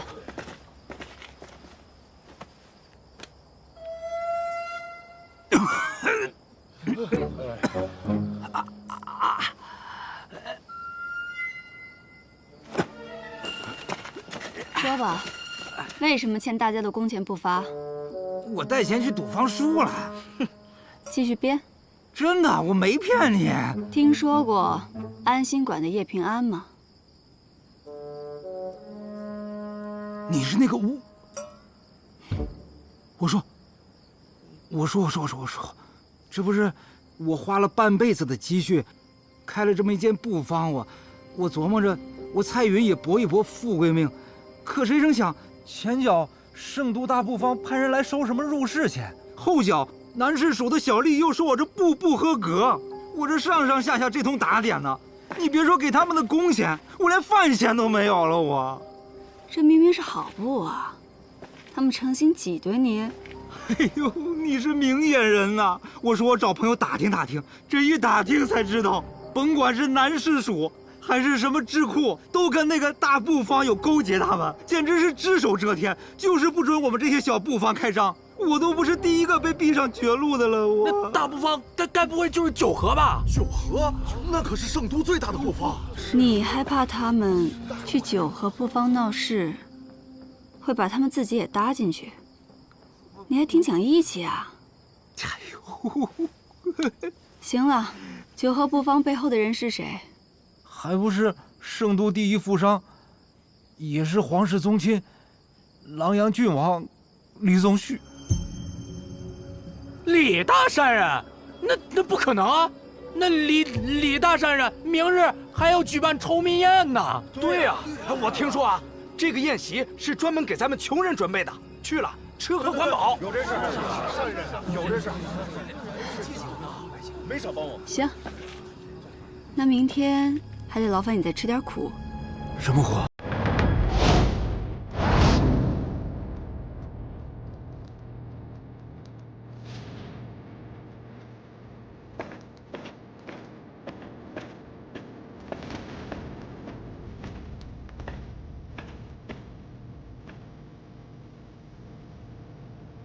今日你约我至此，所谓何事？我想看看你的拳脚，是否如同你的为人一样废了。今天，你必须与我一战。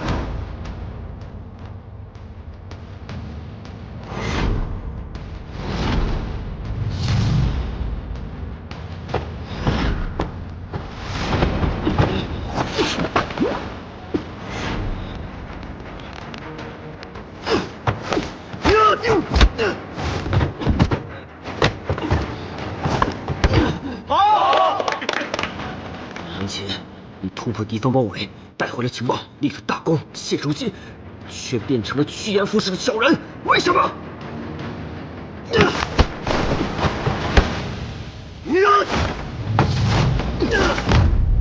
小人如何？趋炎附势又如何？是怕我终有一天会对你构成威胁吗？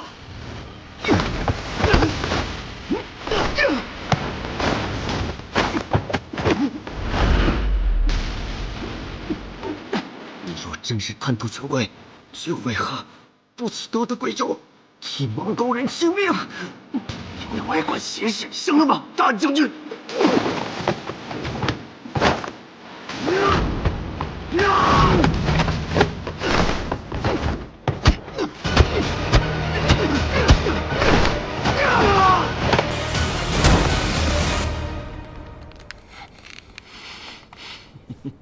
你还是你。你也一样。好，太好了！此次回来什么目的？我以为凭我们的关系，我不说你也能猜出来。我明白了，下次请你喝酒。好啊，我可要喝最好的酒。管够。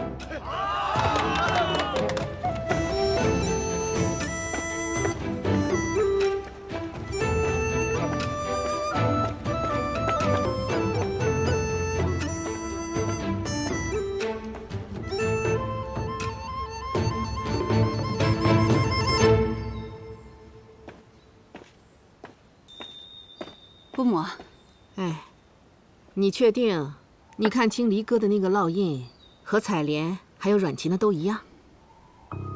七叶昙花纹不会有错。离哥一定知道那个人的更多消息，只是他现在心中有郁结，不愿与我深谈，得慢慢来。不过什么？我有种说不上来的感觉。之前多番查探都没有线索，现在却突然撞上了，似乎有些过于巧合。要我说，这就是老天爷冥冥之中在保佑你。对了，晚上回来吃饭吗？不知道呢，我得盯着郭毅他们讨工钱。你说你好好的一个新医，怎么还帮人要上债了？医心在于医人，眼下这些工友皆是被生活所迫，讨债是为了解他们的心结。我走了。哎，平安，自己多加小心。嗯。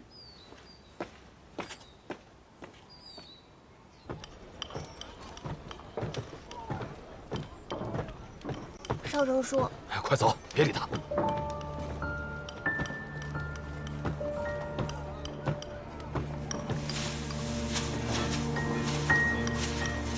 虎叔，哎呀，少成来了，又给你拎了2盅。你看，上次拿的酒我还没喝完呢。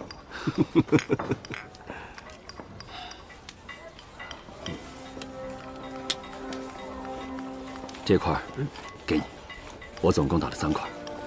我和和生啊，一人也有1块，我们一家人该有件属于我们自己的东西了。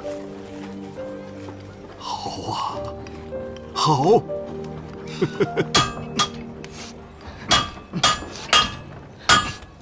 哭什么哭？一天到晚就知道哭。你有本事，那你给我找条出路。生来就跟你说谁没本事？你再给我说一句，你回来。就是你没本事。你说谁没本事？就是你。哎，干什么？干什么？没啥要紧的，你给我进去。什么没什么要紧的？你不好意思说，那我来说。袁少卿，你为什么要取消龙门赛？这半年来，孩子他也每天都在为龙门赛做准备。只要他赢了，他跟孩子都能脱离剑疾。我说句难听的，你能飞黄腾达，靠的不就是龙门赛吗？你过上了好日子，却堵死了我们所有人的路。你到底安的是什么心呢？你这说的都是什么话呀？你在说这些话之前，可曾问过自己的良心？大家伙都知道，以前邙沟是个什么样子。若没有少成的庇护，谁都可以进来抓人打人。咱邙沟人哪有尊严？虎叔，是，他是飞黄腾达了，也大可以拍拍屁股走人呢。可是他没有走，在他的心里，始终把咱们邙沟当作自己的家呀。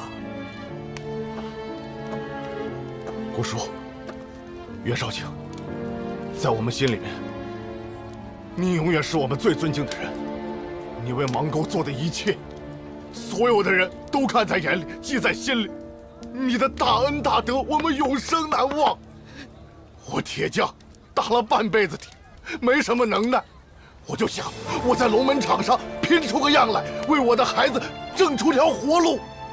我让他能读书，能经商，能考科举，像你一样成为大人物。可现在呢，龙门赛没了，我们邙沟人的希望没了。是啊，我们的剑疾这辈子也脱不了了。对啊，我孩子将来怎么办呢？我们没希望了。好了好了。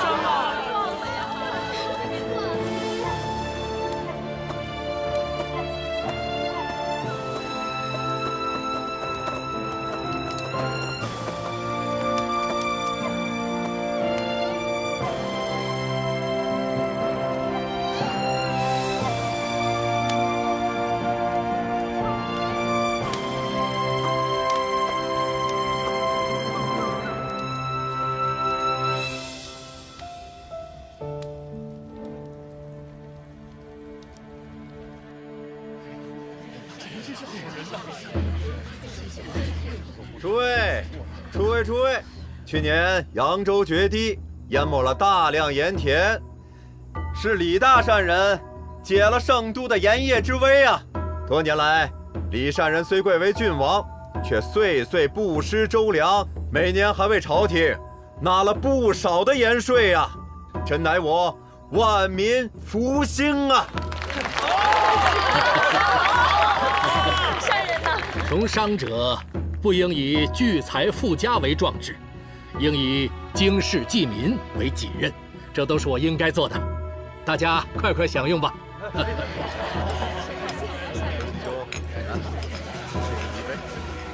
将军，这徐青看来和李宗旭经常有往来啊。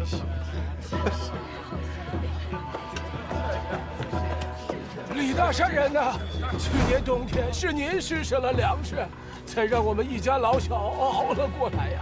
老朽在这给您磕头了。哎呦呦，快请起，快请起！哎，快起来！常言道，达则兼济天下。我李宗旭最看不得他人受冻挨饿，以后但凡我能做到的，一定尽我绵薄之力啊！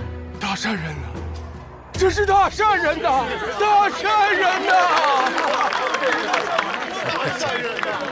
活不了了，没法活了，要逼死人了！哎呀，李大善人，你就给我一条活路吧！你们是何人呐？我们是短工，给这个姓蔡的盖完布方，他却不付工钱，非说是您底下的九合布方断了他的活路。我们都知道您是位心善之人，所以前来请您主持公道。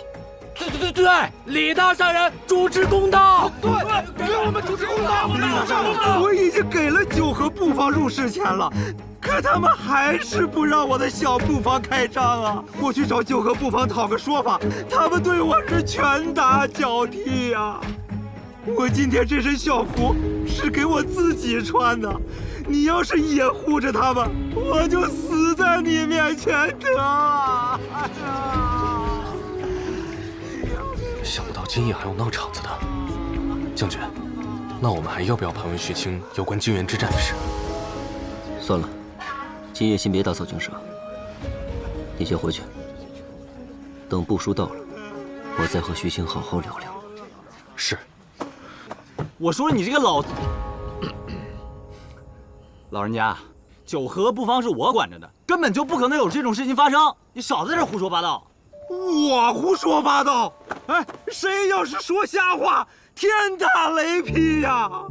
我这伤能是假的吗？大家伙瞧一瞧，我这脸上这伤能是假的吗？有假吗？阿爷，胡说！这九合布方的掌柜的，他用脚踩着我的脸打我呀！哎，你要是不信，你把那掌柜的叫来当面对质。这九合都打人了，还有什么事情他们做不出来啊？是不是？是不是？大家静一静。西行霸市，看来是真的吧？我李宗旭经商一向以和为贵，绝不允许欺行霸市的行径出现。如果九合布方底下真有人乱了规矩，我一定重重惩治。欠了你们多少工钱？每人170文钱，我们12人，共2贯又40文钱。这是契约。好，你们的工钱我付了，另外再多加10贯，算是补偿。哎呀，不愧是李大善人呐！大善人呐！大善人，好人呐！好人呐！这是李大善人呐！好人呐！无论九合布方欺行霸市，与他这位李善人有无直接关系？像他这样广施善行的人，最在意的就是名声。所以明日，你们1要趁人多之机，2要捧他之名，3要素惨之实。这件事情能尽快得到解决，且皆大欢喜。李大善人，我替咱们这些短工谢谢您了。对，能遇到李大善人这样的大好人，可真是咱们的荣幸啊！荣幸。既然又成了件好事，大家一起举杯，恭贺五谷丰登，国泰民安。干！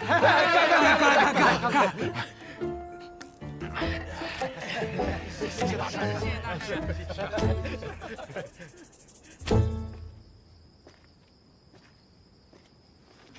若是没猜错的话，今夜的这出好戏，是你替短工安排的吧？武将军，你怎么会在这儿？我就是闲逛至此，刚好看到你替短工讨薪，没想到你还挺仗义的。老有所得，天经地义。他们心安则意平，心静则无疾。我听显儿说，武将军也常在所住营地接济流民，还带头开荒种地。你这可是仁义之举啊！不过是杯水车薪罢了。士族中的某些人不仅坐拥田地之利，还倒逼农户贱卖良田，因此流民不绝啊。听起来，武将军有些灰心。那你呢？就算一时帮短工讨了公道，可欺压平民之事屡见不鲜。难道你从未灰心吗？我只是觉得，碰到了，能帮一个，是一个。此番回到圣都，能结识你这样的朋友，也算是不虚此行了。择日不如撞日，你我不如去找显儿，一起喝一杯如何？好。在哪儿呢？就是他，就是他，就是他！你们要干什么？他是我们短工的恩人。恩人，幸亏有叶新一，我们才能讨回工钱。兄弟们，谢谢叶新一！谢谢叶新一！谢谢叶新一！兄弟们，日后我们绝不许有人再说那安心馆的坏话。对，不许再说！不许再说！不许再说！瞧你们粗手粗脚的样子，别把我的恩人吓着了。抱歉。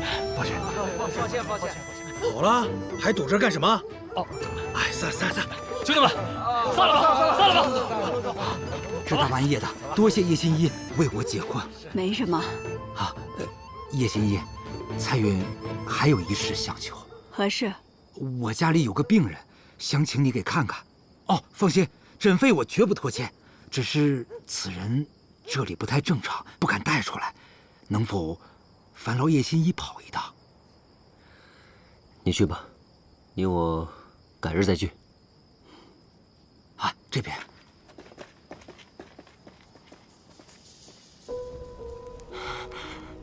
几年前，我在大街上看见他被几个地痞欺负，打得浑身是伤。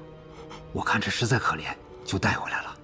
为什么这么热的天，还给他披巾啊？哦，那披巾是他自己的，他走到哪儿都抱着，不肯松开。带回来就这样吗？带回来的时候就这样。知道他叫什么吗？不知道，大伙儿都管他叫疯老汉。别打我！别打我！坏人！蔡老板，你先退后一步。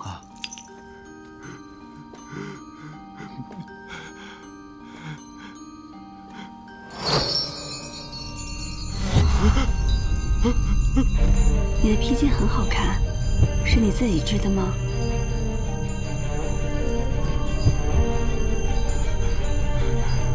披巾。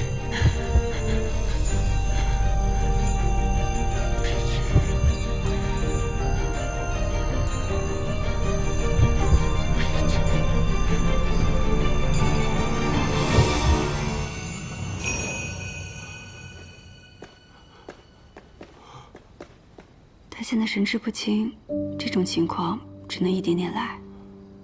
我会定期来给他诊治的，但有一点，不能让他再受刺激。哦，那他能治好吗？我只能尽力而为。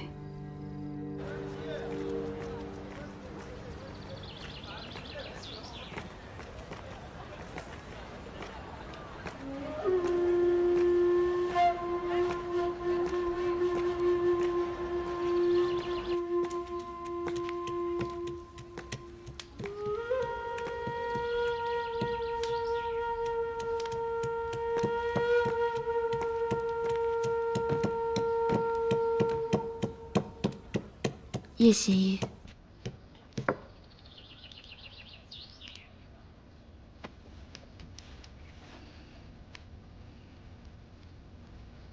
你终于肯来找我啦。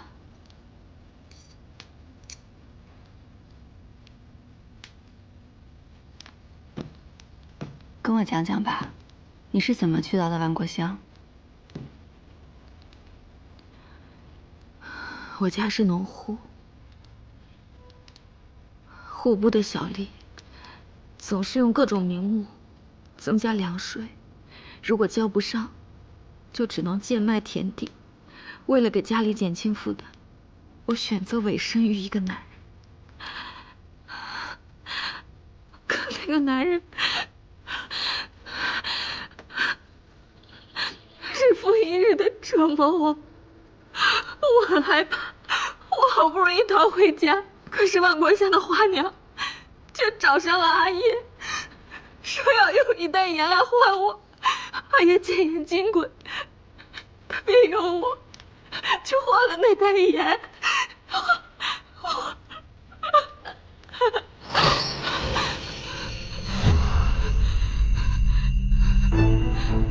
闭上眼睛。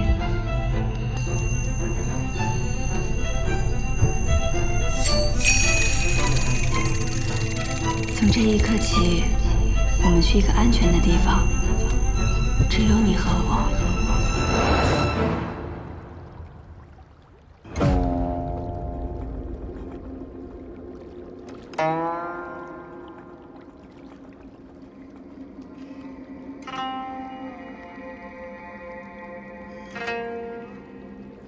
我能感受到你的痛苦，这里很安全。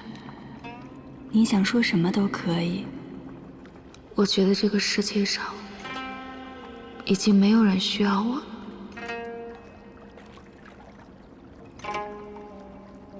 我很累，我真的觉得活得很累。我总是为他人着想，从没有伤害过任何人。可为什么到最后，受伤害的都是我？你不想别人受到伤害，可你却一直在伤害自己。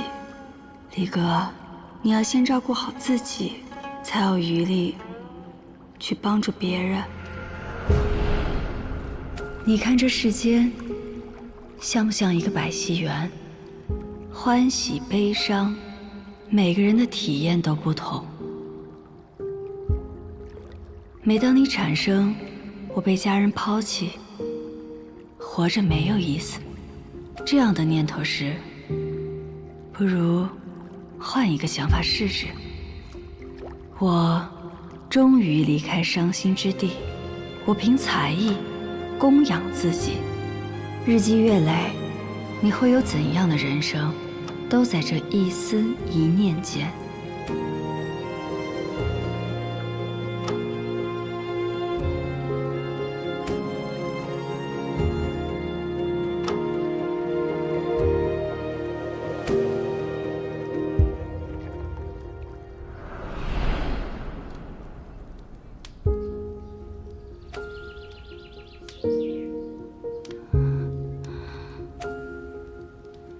你感觉好些了吗？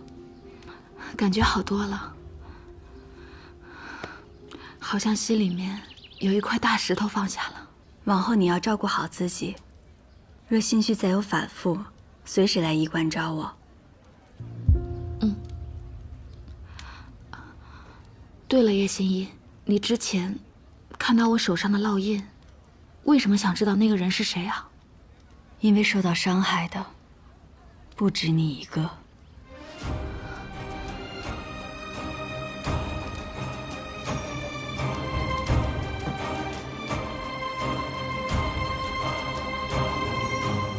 好，我告诉你我知道的一切。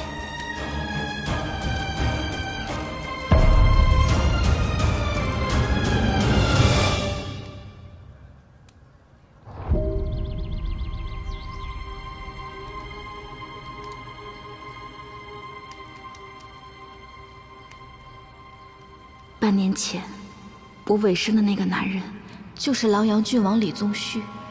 被他染指的女子，都会被烙上昙花印记。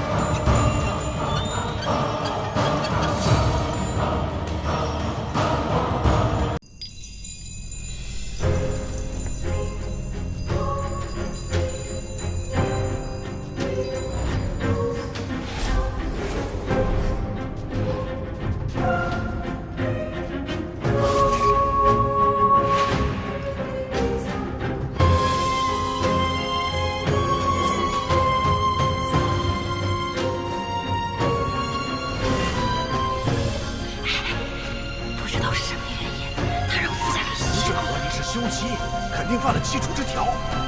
真丢脸！那他可不是什么好东西。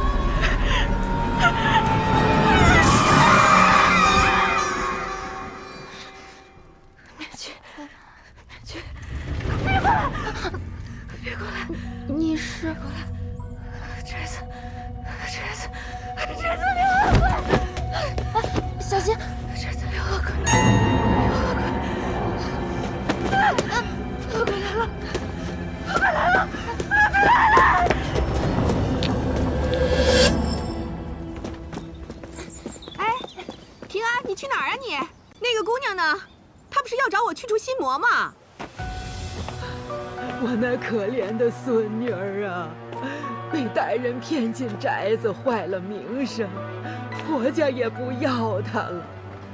我看她精神头越来越差，怕她寻死觅活，就带她找巫医瞧瞧。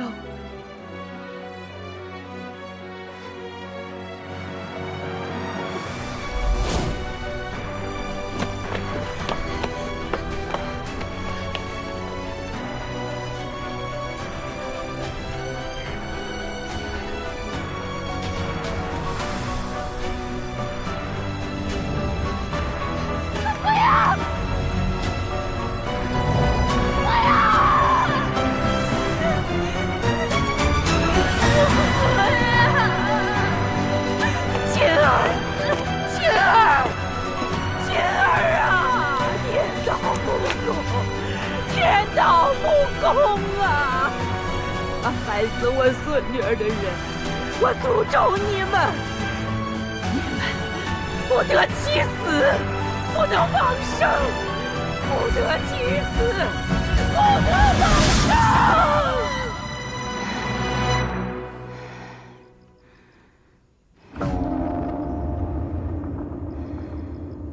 不得其死，不得往生。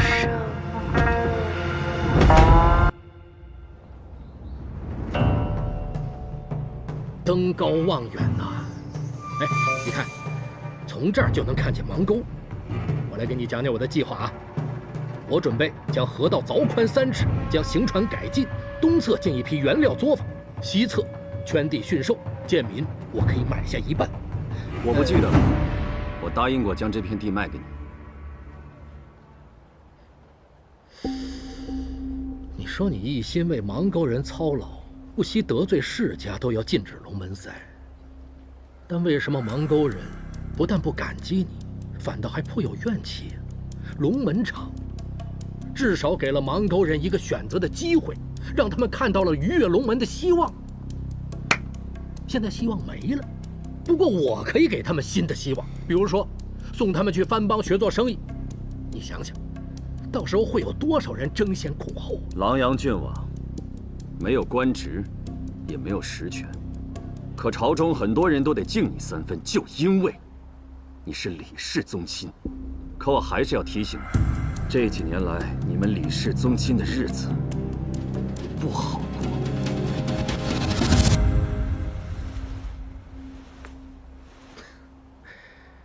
到底是从邙沟爬出来的人，根本不懂什么是真正的父子。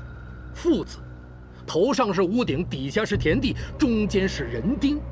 圣都1亩地就要2万文，所以，就算你当了官儿，延庆坊那套宅子也是租来的。我呢，哎，从出生起就有别人拼一辈子也得不到的东西。就是因为这个“李”字，你真的明白你我之间的差距吗？你根本不了解邙沟，以为邙沟人可以轻易被利用。告诉你，没有我点头，不会有人跟你做生意。谁说我要跟他们做生意了？哦，你以为趁着芒沟地价低廉时，你拿到契约，河道就真属于你了？芒沟永远是官家的，我可以让市属令重新拍卖，到时候以你的财力，能跟我争吗？勾结美党，弹压李氏，就算扳倒度量又如何？你只不过是美党的一枚棋子。以你的出身，谁会拿你当自己人？你的位子来之不易，小心呐，袁绍卿。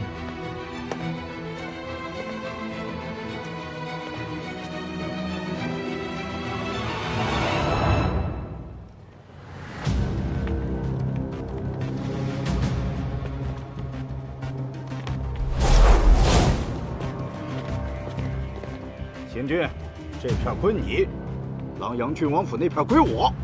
谁不知道这边都是穷人，狼阳郡王府那块都是有钱人。少废话，谁赢了，郡王府那块归谁。好。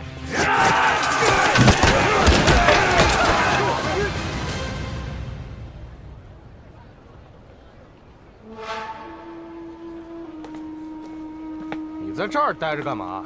臭烘烘！走走走，跟我去后门。哎，好。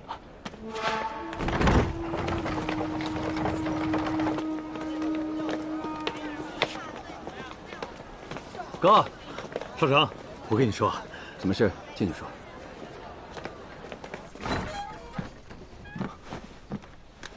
袁少卿，你就是新俊？啊，少卿，他是从小和我在芒沟光屁股长大的兄弟。听温宇说，你做清剿头做到了富庶方，为争地盘，没少打架吧？这富人的货养料足，价格就高，大伙儿想多挣点，这抢起地盘来，可碰是常有的事儿。一个月能赚多少？这以前在延庆坊顶多挣180万，这到了富庶坊，可以挣960万，足足翻了5番啊！哼，他倒挺会算账。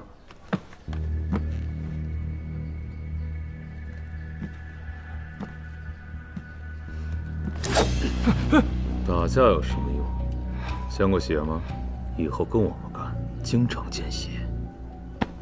大哥，人家刚来，你别吓唬他。开个玩笑，紧张什么呀？你这兄弟脑子还挺灵，但是这胆子嘛，还得再练练。这是要你的意思了。放心吧，以后我们大家都是一家人。谢谢，谢谢，谢谢。袁少卿，你一直是我最敬佩的人。为什么？你能从芒沟杀出来，靠着自己一步步立战功、升官职，现如今身居高位，这谁不敬佩啊？文宇，带他去账房，给他安排个差事。好，走。谢谢，谢谢。这新俊虽然是文宇的朋友，但是你还是要让古叔查查他的底细。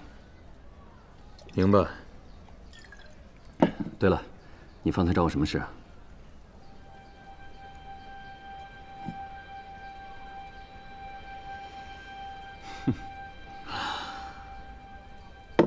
我戒酒了。戒酒？为什么？你要当叔父了。你是说嫂子她有孩子了？什么和什么？你要当爹了啊？改天办个喜宴，好好庆祝庆祝。怎么了？这眼看就要当父亲了，不高兴啊？少成，我们以前见过太多太多死人了，太多了。从金元回来后，白生总说我过得浑浑噩噩，直到有了孩子那一刻，我突然感觉我自己又活了过来。但我怕自己做不好一个父亲。记得小时候我在芒沟桥头挑沙子，偶遇了一泼皮，挡了他的路，他一脚就给我踹到了河道里。等回来的时候，你看着我浑身脏兮兮的样子，二话不说，当一脚夺门而去。可你回来的时候，你浑身也是脏兮兮的，我以为你也让他给打了。可你猜后来怎么着？哼，那泼皮他娘的就没敢正眼瞧过我一眼。你从来没有和我说过。可我知道，我身后有一个好大哥一直护着我，你也一定会是个好父亲。对了，还有件事，李宗旭找过我了，他知道我投靠了梅党，所以他威胁我要买下芒沟的河道。